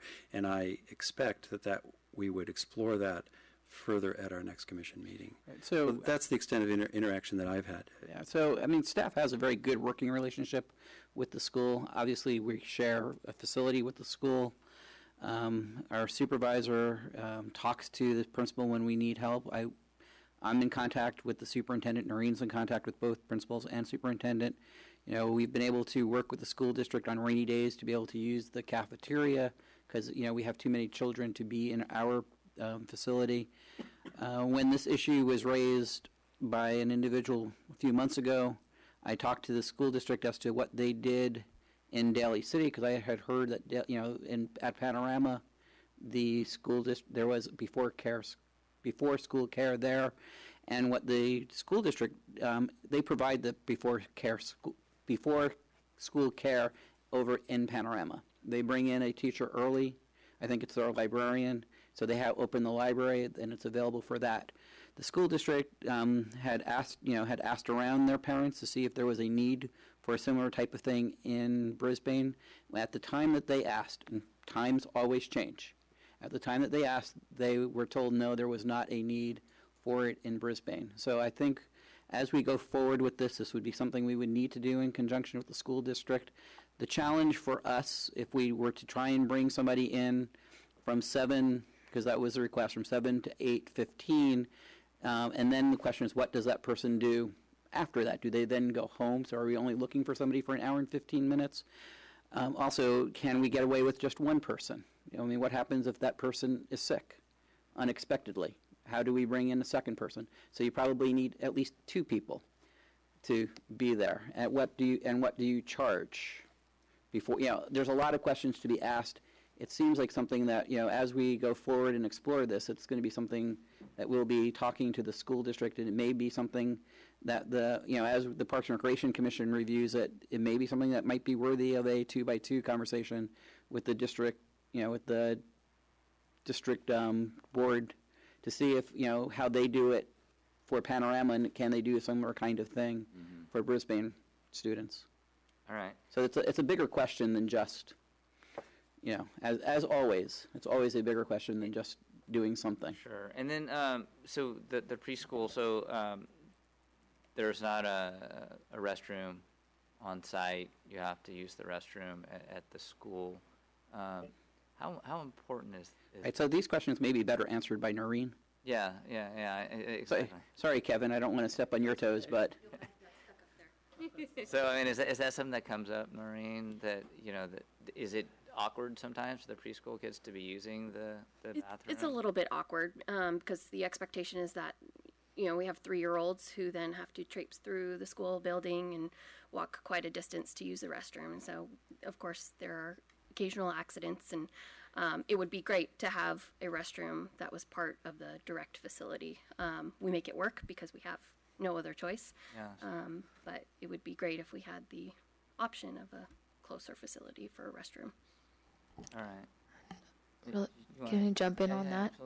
Absolutely. I know back when I was on the Park and Recreation Commission, the big thing was not necessarily the bathroom, but just like the lack of space overall, in having only that one portable, and talking about how can we figure out if we can get another portable there or just widen that space, because as was mentioned, you get a rainy day, you got to use the cafeteria, and so the space is super limited, especially if you want to run any type of like enrichment classes where you need a little bit more space, or games and things like that. You're super limited also with the amount of kids that I think there are tons of kids that want to be a part of the program, so we try and service everybody, but then that you have limited space that's available. So I think that's probably kind of the bigger issue that's going on, just aside, from the bathroom problem.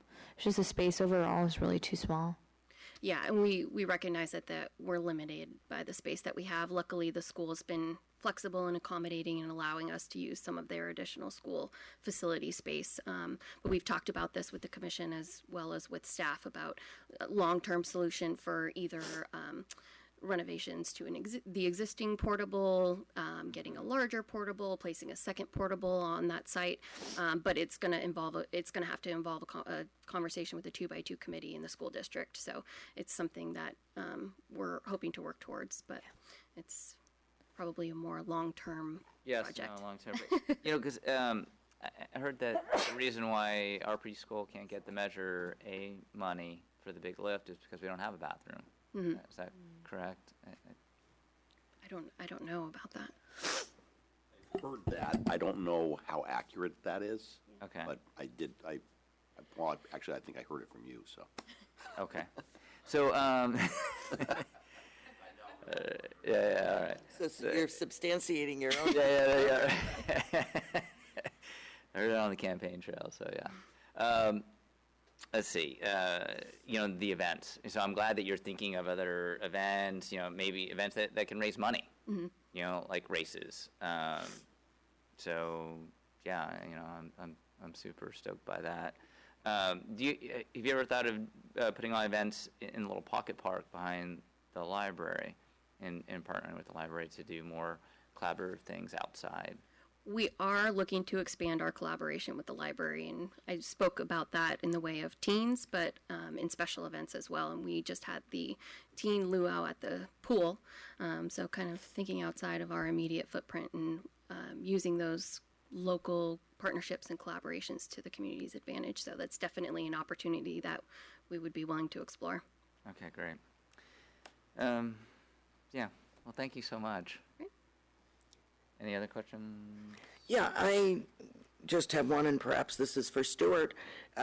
We have many different sections of the Park and Rec budget in our budget book, but we do not have an overview of the entire Park and Rec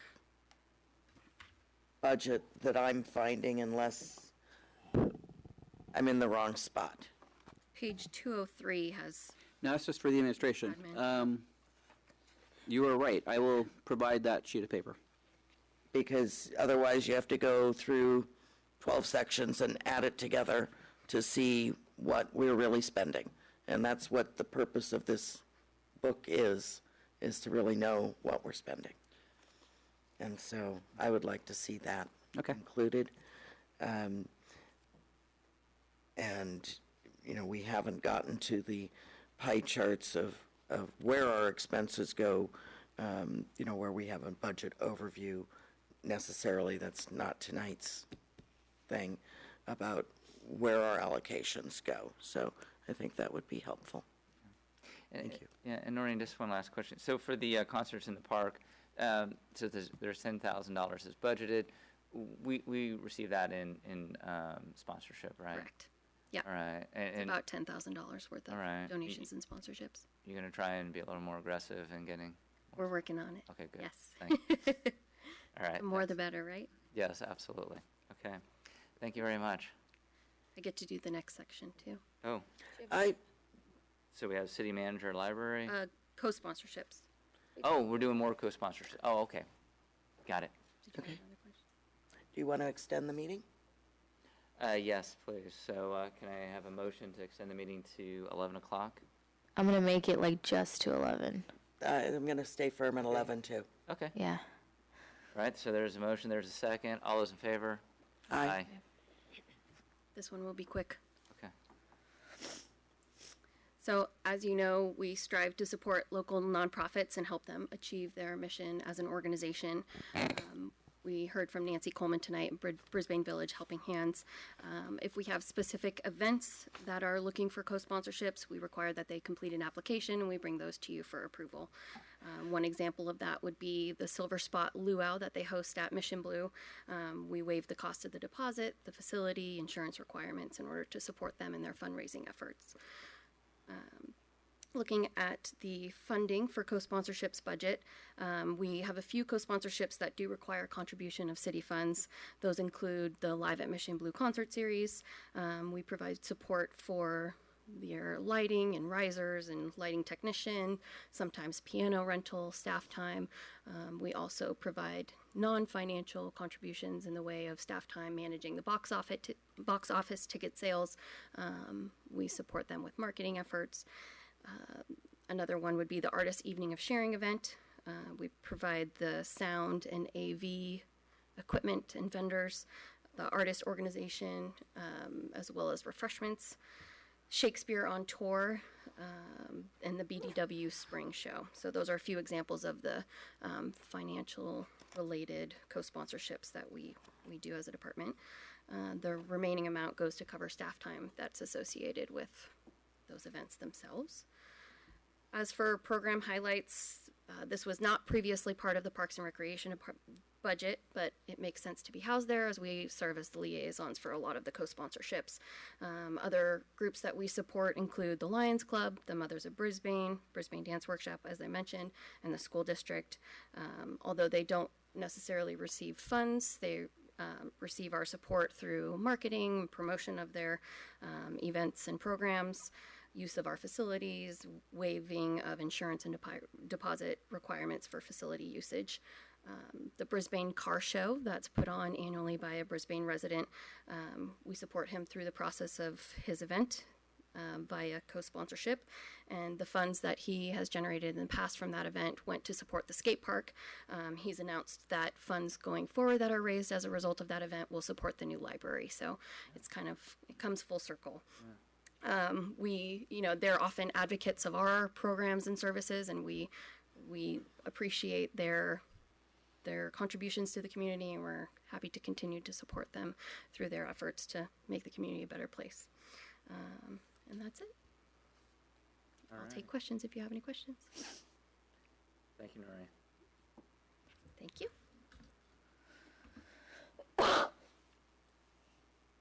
Okay, Clay?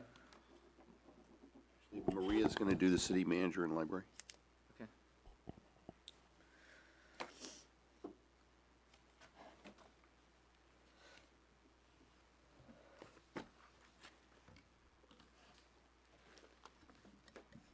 Good evening, Honorable Mayor and council members. In light of time, I'll try and go through this as quickly as possible. As you know, with our new way of budgeting, we're taking a look at the programs and how they relate to the goals that the council has. The City Manager's Department in general is responsible for providing the leadership and administrative direction for the implementation of your policies and making sure that objectives that you have are met. By doing that, they do this by making sure that the programs, including the citizen engagement, public education, providing council and commission support, economic development program, department management, workforce development programs are administered properly. The budget in general, just taking a look at the numbers, it has, I believe, a 2% increase from the 2016-17 fiscal year to the 2017-18 fiscal year. Some of the highlights from that I'd like to go over include the annual yard waste cleanup. This program, as you know, scavengers each year, we designate in November to have our annual yard waste cleanup, encouraging residents to make sure to clear all the gutters and get rid of yard waste. The money that we put towards this provides extra support to make sure that we have staff available to assist residents to make sure that items get into the dumpsters, as well as extra pickups if necessary of when the dumpsters are filled or or possibly going to be overfilled. Our economic development program, the funds for that are used to make sure that our consultant, Mitch Bull, administers our economic development program for us. One of the new things that was mentioned earlier today was the Alliance for Innovation membership that we're looking at adding on, so that we are able to keep in touch with what types of innovations are coming up in the public sector. The priority-based budgeting, as you know, which is the overall whole umbrella that we're doing now, the funds for that we're requesting is to make sure that we continue our education on it and participate in being able to stay up to date on as we administer this new program. And also one of the highlights is long-term funding strategies to make sure that we address future liabilities in terms of our reserves and looking at that. And with that, I'd be happy to answer any questions. All right, any questions on the city manager section that Maria's just went over? I have one. Madison? Under services and supplies, special department expense, what is that from? It's like an increase from 2,000 to 89,000. Which page are you? Hopefully, I think I'm in the right. So 91. Right, so if you turn to page 93, it has the breakdown of what we anticipate spending for special department expense. So the big increase over the years has been the implementation of the economic development plan. The economic development plan at $75,000 is higher than what we anticipate for the Mitch Bull contract, but if there's other issues that come up that we want to have the ability to do, as it goes through the economic development subcommittee and brings brought back to the city council, we would have funding to do some of those issues. Okay. Thank you. That's the only question I have. I just wanted clarity on what that such a big change was from. And that's what I thought it was probably from, but I just wanted to make sure. All right, Maria. You can go on to the library.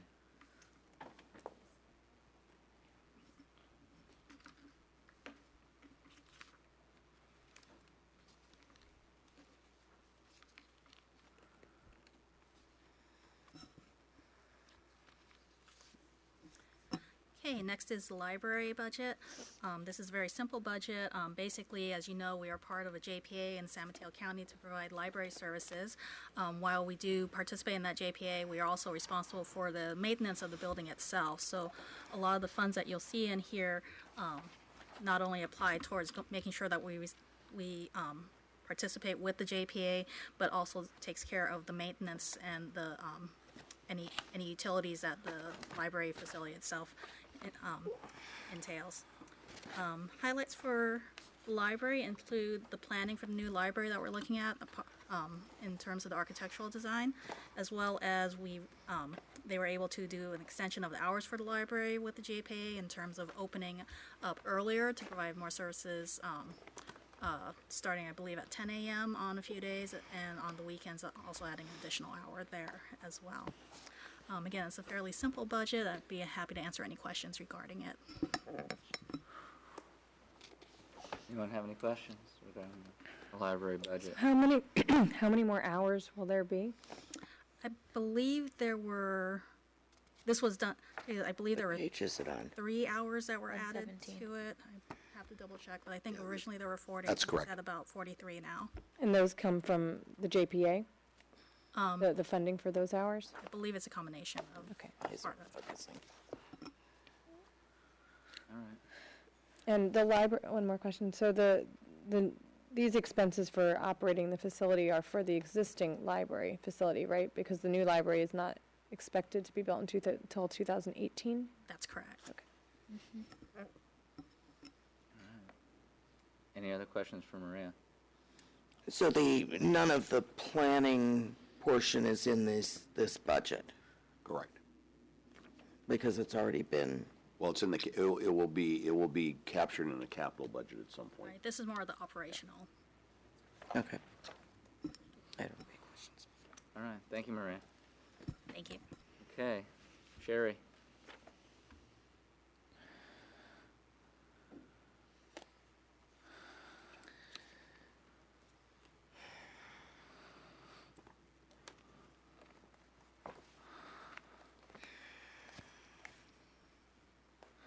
Okay, so for the city clerk's budget, I also have the page that shows the city council goals in our department, council support, citizen engagement, records management, department management, and workforce development are pretty much evenly broken out. Funding by program shows basically the same for both the fiscal year 16, 17, 17, 18. And the program highlights for this upcoming 2-year budget would be the citywide records retention schedule, our election for the next November 2017, and the training for new personnel costs. I have Ingrid in our office who I'd like to have as a backup to myself, and also just to train for succession after I retire someday. So I've just basically doubled the budget. It's an additional $2,000.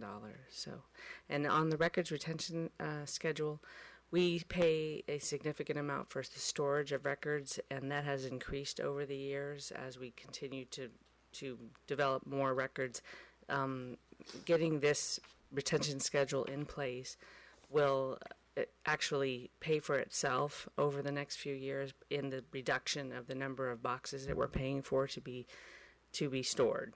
So it will actually, it's very needed. The number of boxes has been increasing slowly, and we cannot get rid of anything by law unless we have retention schedules in place. So it's a project I've been meaning to get to since I've been here, and there's just never enough time to sit down with each department and make that happen. So I'd like to make sure that happens before I leave. So. Yeah. And with that, I'll take any questions. No questions for me. Terry, you have any questions for Sherry? No, thank you. All right. No questions. Thank you, Sherry. Okay, administrative services. Do you have the next 3 items, Stuart? Oh, let's do finance. Maria will do human resources. Yeah, Maria will do human resources. There you go. So just like everybody else, trying to figure out where we are in our department programs and the results. So community building, we have Caroline is part of my department, so we do a lot of citizen engagement. There's a lot of, as you can imagine, support.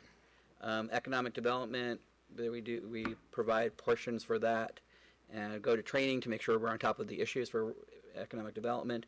Fiscally prudent, this is probably the mainstay of our department. It has the most programs that we work in there, and then management, training, department management, and then also the computer systems. Albert is part of the finance department as well. And then this is the funding for it. As you could imagine, where we spend our most money is in our accounting. This is for staff time and for audits and all those things. And then the next one is the computer system. This is Albert and keeping our computer systems up to date. And then the highlights we have, obviously the priority-based budgeting. We're switching over the entire budgeting method that we're doing and trying to do as fast as we possibly can. So that's an important task for us over the next couple of years. The 2-year budget, also going through the capital funding, as we talked about. We're going to bring back the capital improvement plan to you next year, and trying to figure out how we best can fund that will be a challenge. The biggest issue that we're facing right now is a transition to Tyler from MOM for our financial system. This is taking hundreds of hours of staff time to get it just right, because not only are we transferring all of our financial information over to it, we're also changing our entire chart of accounts to accommodate the program-based budgeting. But there's a couple of really cool things that we're going to be able to do after we go through the entire transition and we're fully up and functioning. People will be able to pay their water bills and sewer bills online. They'll be able to look up their accounts online. So we're going to move from 1990s technology into later 2000 technology. So we're very excited about it as a department. It's just a very challenging time for us as we're going through this. We're also having the budget money to pay for OPEB and a PERS actuarial software. So this will be a software that we'll be able to work with interactively. So as we make changes on salaries, as we make changes, as people retire, we'll be able to determine what kinds of impacts that's going to have on our OPEB costs and on our PERS costs, so we can better plan for how do we pay for those. So it automatically just gives you a number. It'll give us a number. Automatically is not quite it. We'll have to upload information so we can get the when you put the information in, right. It gives you the number. We'll get better information so we can make better decisions. Okay. Right now, what we do is every 2 to 3 years we have an actuarial study for OPEB. It costs us $20,000 to $25,000 every time we do that, and that's just the OPEB actuary. We don't actually have anything that tracks PERS costs for us. We rely on PERS themselves to do all that. So this is going to give us better functionality at slightly more cost over a 3-year period, but at a cheaper cost in any given year. So we're very excited about moving to there. And then the other one is just trying to maintain our computers.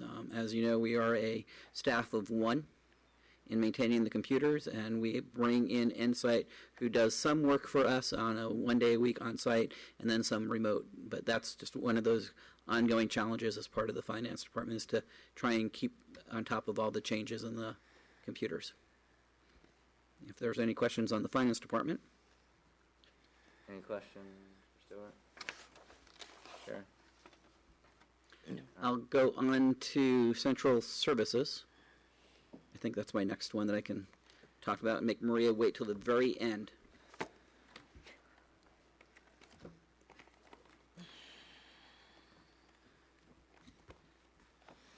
So central services, again, you have the results and the department programs. So for community building, in the education and citizen engagement, we've got the STAR.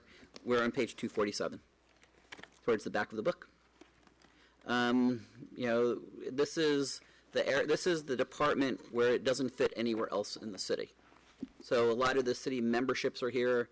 The overall computer maintenance is here. Overall janitorial service for the city is, for city buildings are here. So this is the collection of things that don't seem to fit anywhere else. It's probably the best way to describe central services, or those things that everybody in the city uses, would be the other way to say it. For funding for the programs, stewardship of the built environment, maintaining the buildings is our biggest thing in this one. But we also, have our computer system, which is maintained. The staff is located in finance department, but the replacement of computers and stuff like that is in this one. The other big one is department management, which is a lot of the professional organizations that we belong to. Program highlights, this is where we budget for the cable and council programming. So that's part of our citizen engagement. This is the Brisbane Star. And the Brisbane Star, as you know, we used to produce it more in-house using the big copier and having our code enforcement person babysit that. We've moved our code enforcement person to do more code enforcement work. So we have an outside person designing the Star for us. That was one of the things when we lost Wendy. We lost that capability in-house. And then we have, we use Ong Brothers in town to print it. So that's what the Brisbane Star is. The web support, we use CJ for our web support. This is where we have the budget for the Crocker Park Shuttle for residents. And then our chamber contribution as part of our economic development program is in here.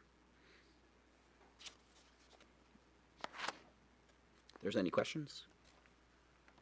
Any questions for Stuart? I waited till the end so you would have less questions for me. Yeah. Human resources. I'll let Maria do this. Maria.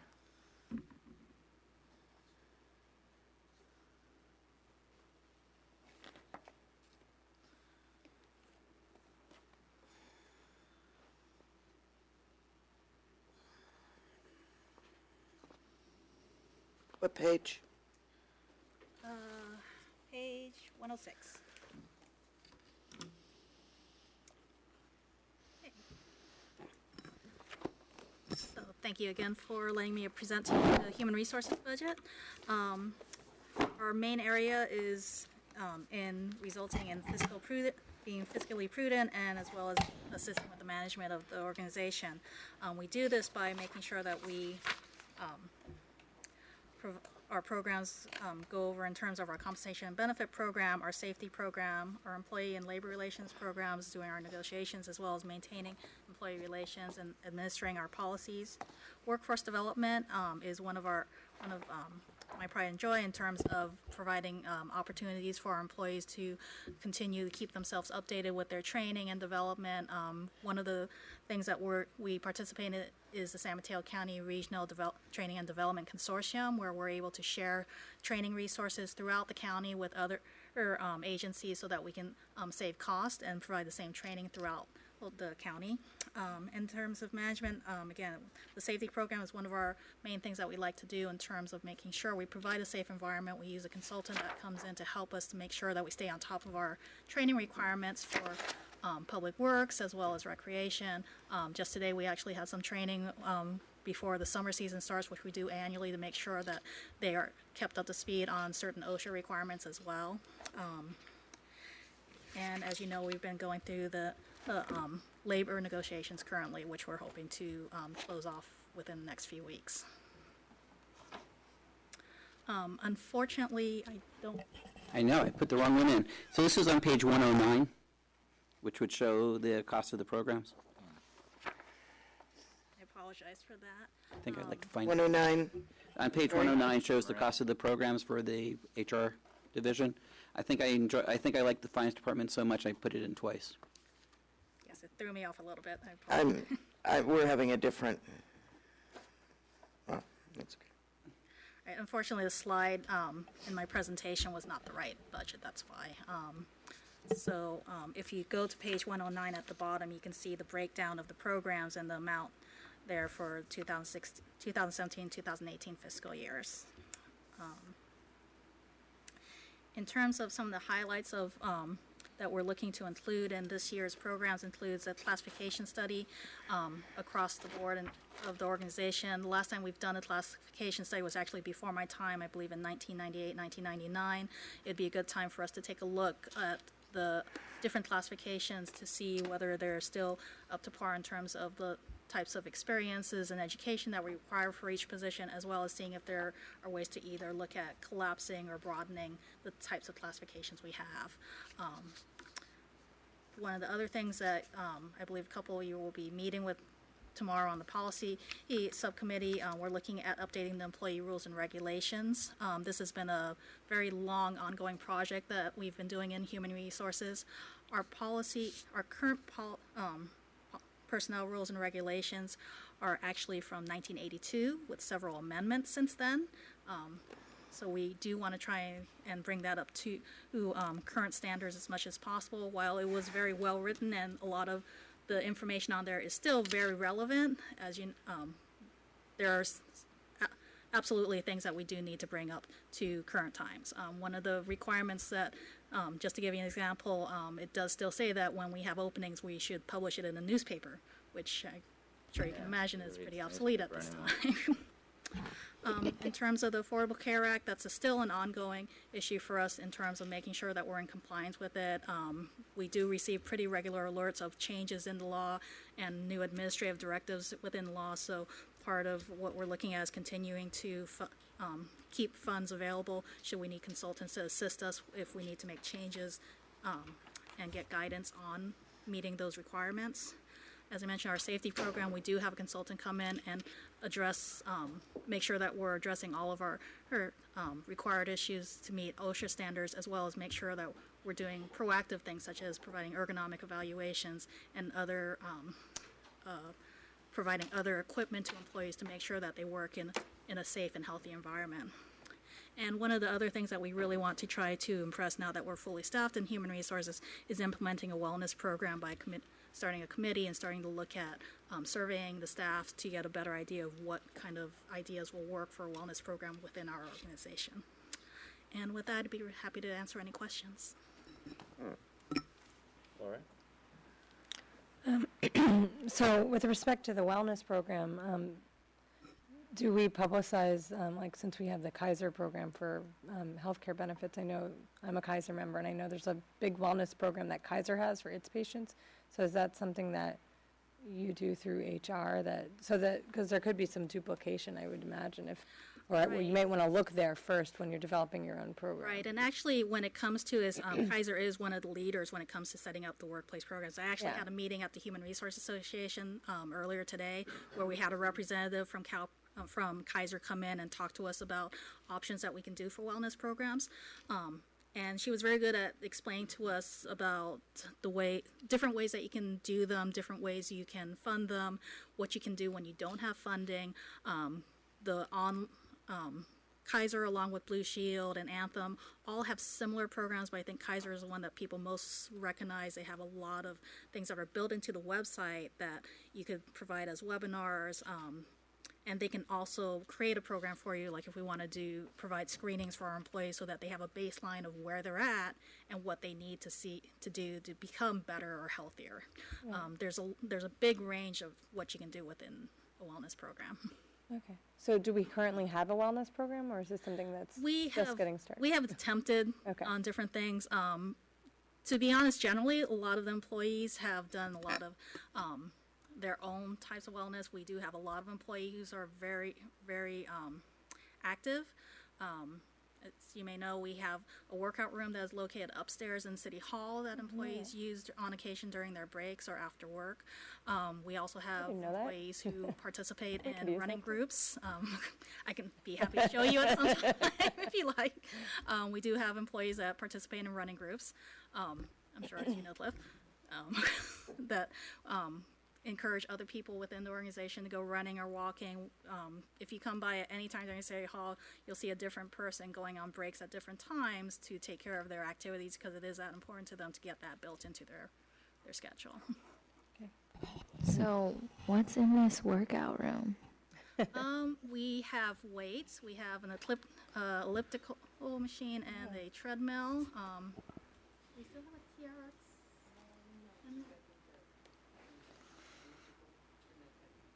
Elliptical treadmill. We do have a machine, a weight machine. We do have free weights, and some people have tried to donate their home items to us. We're trying to get rid of those. We don't need a lot of abdoers or anything like that, but it's a pretty well equipped room. I never knew about the mystery workout room. I have to go check that out. This is very exciting. It is a very nice room, and and the staff has been very good about kind of scheduling themselves so that they don't conflict and get overcrowded. But a lot of the equipment was donated by the POA, so we were very thankful for them for setting that. And then some of the other equipment has been donated in various methods. Awesome. All right. Jerry? As far as wellness program, I'll just make a comment that in the private sector, it gets a lot of pushback because of privacy issues and the perceived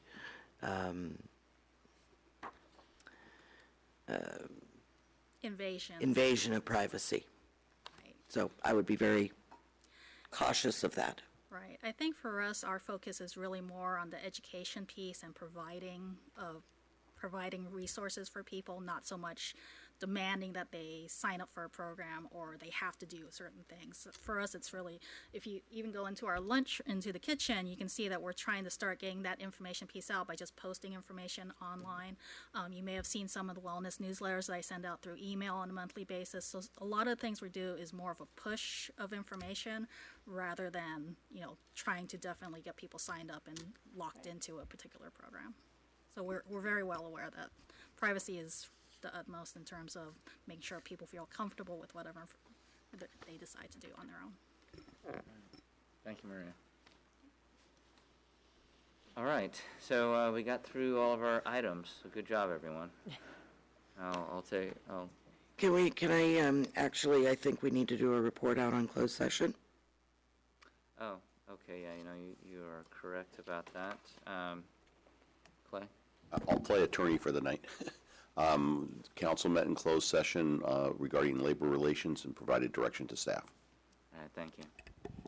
Now I'll entertain a motion to adjourn to tomorrow night. Oral communications, last two. Is it on there? Nope. Okay. All those in favor, that's the motion, that's the second. Yeah. All those in favor? Aye. Aye. Okay.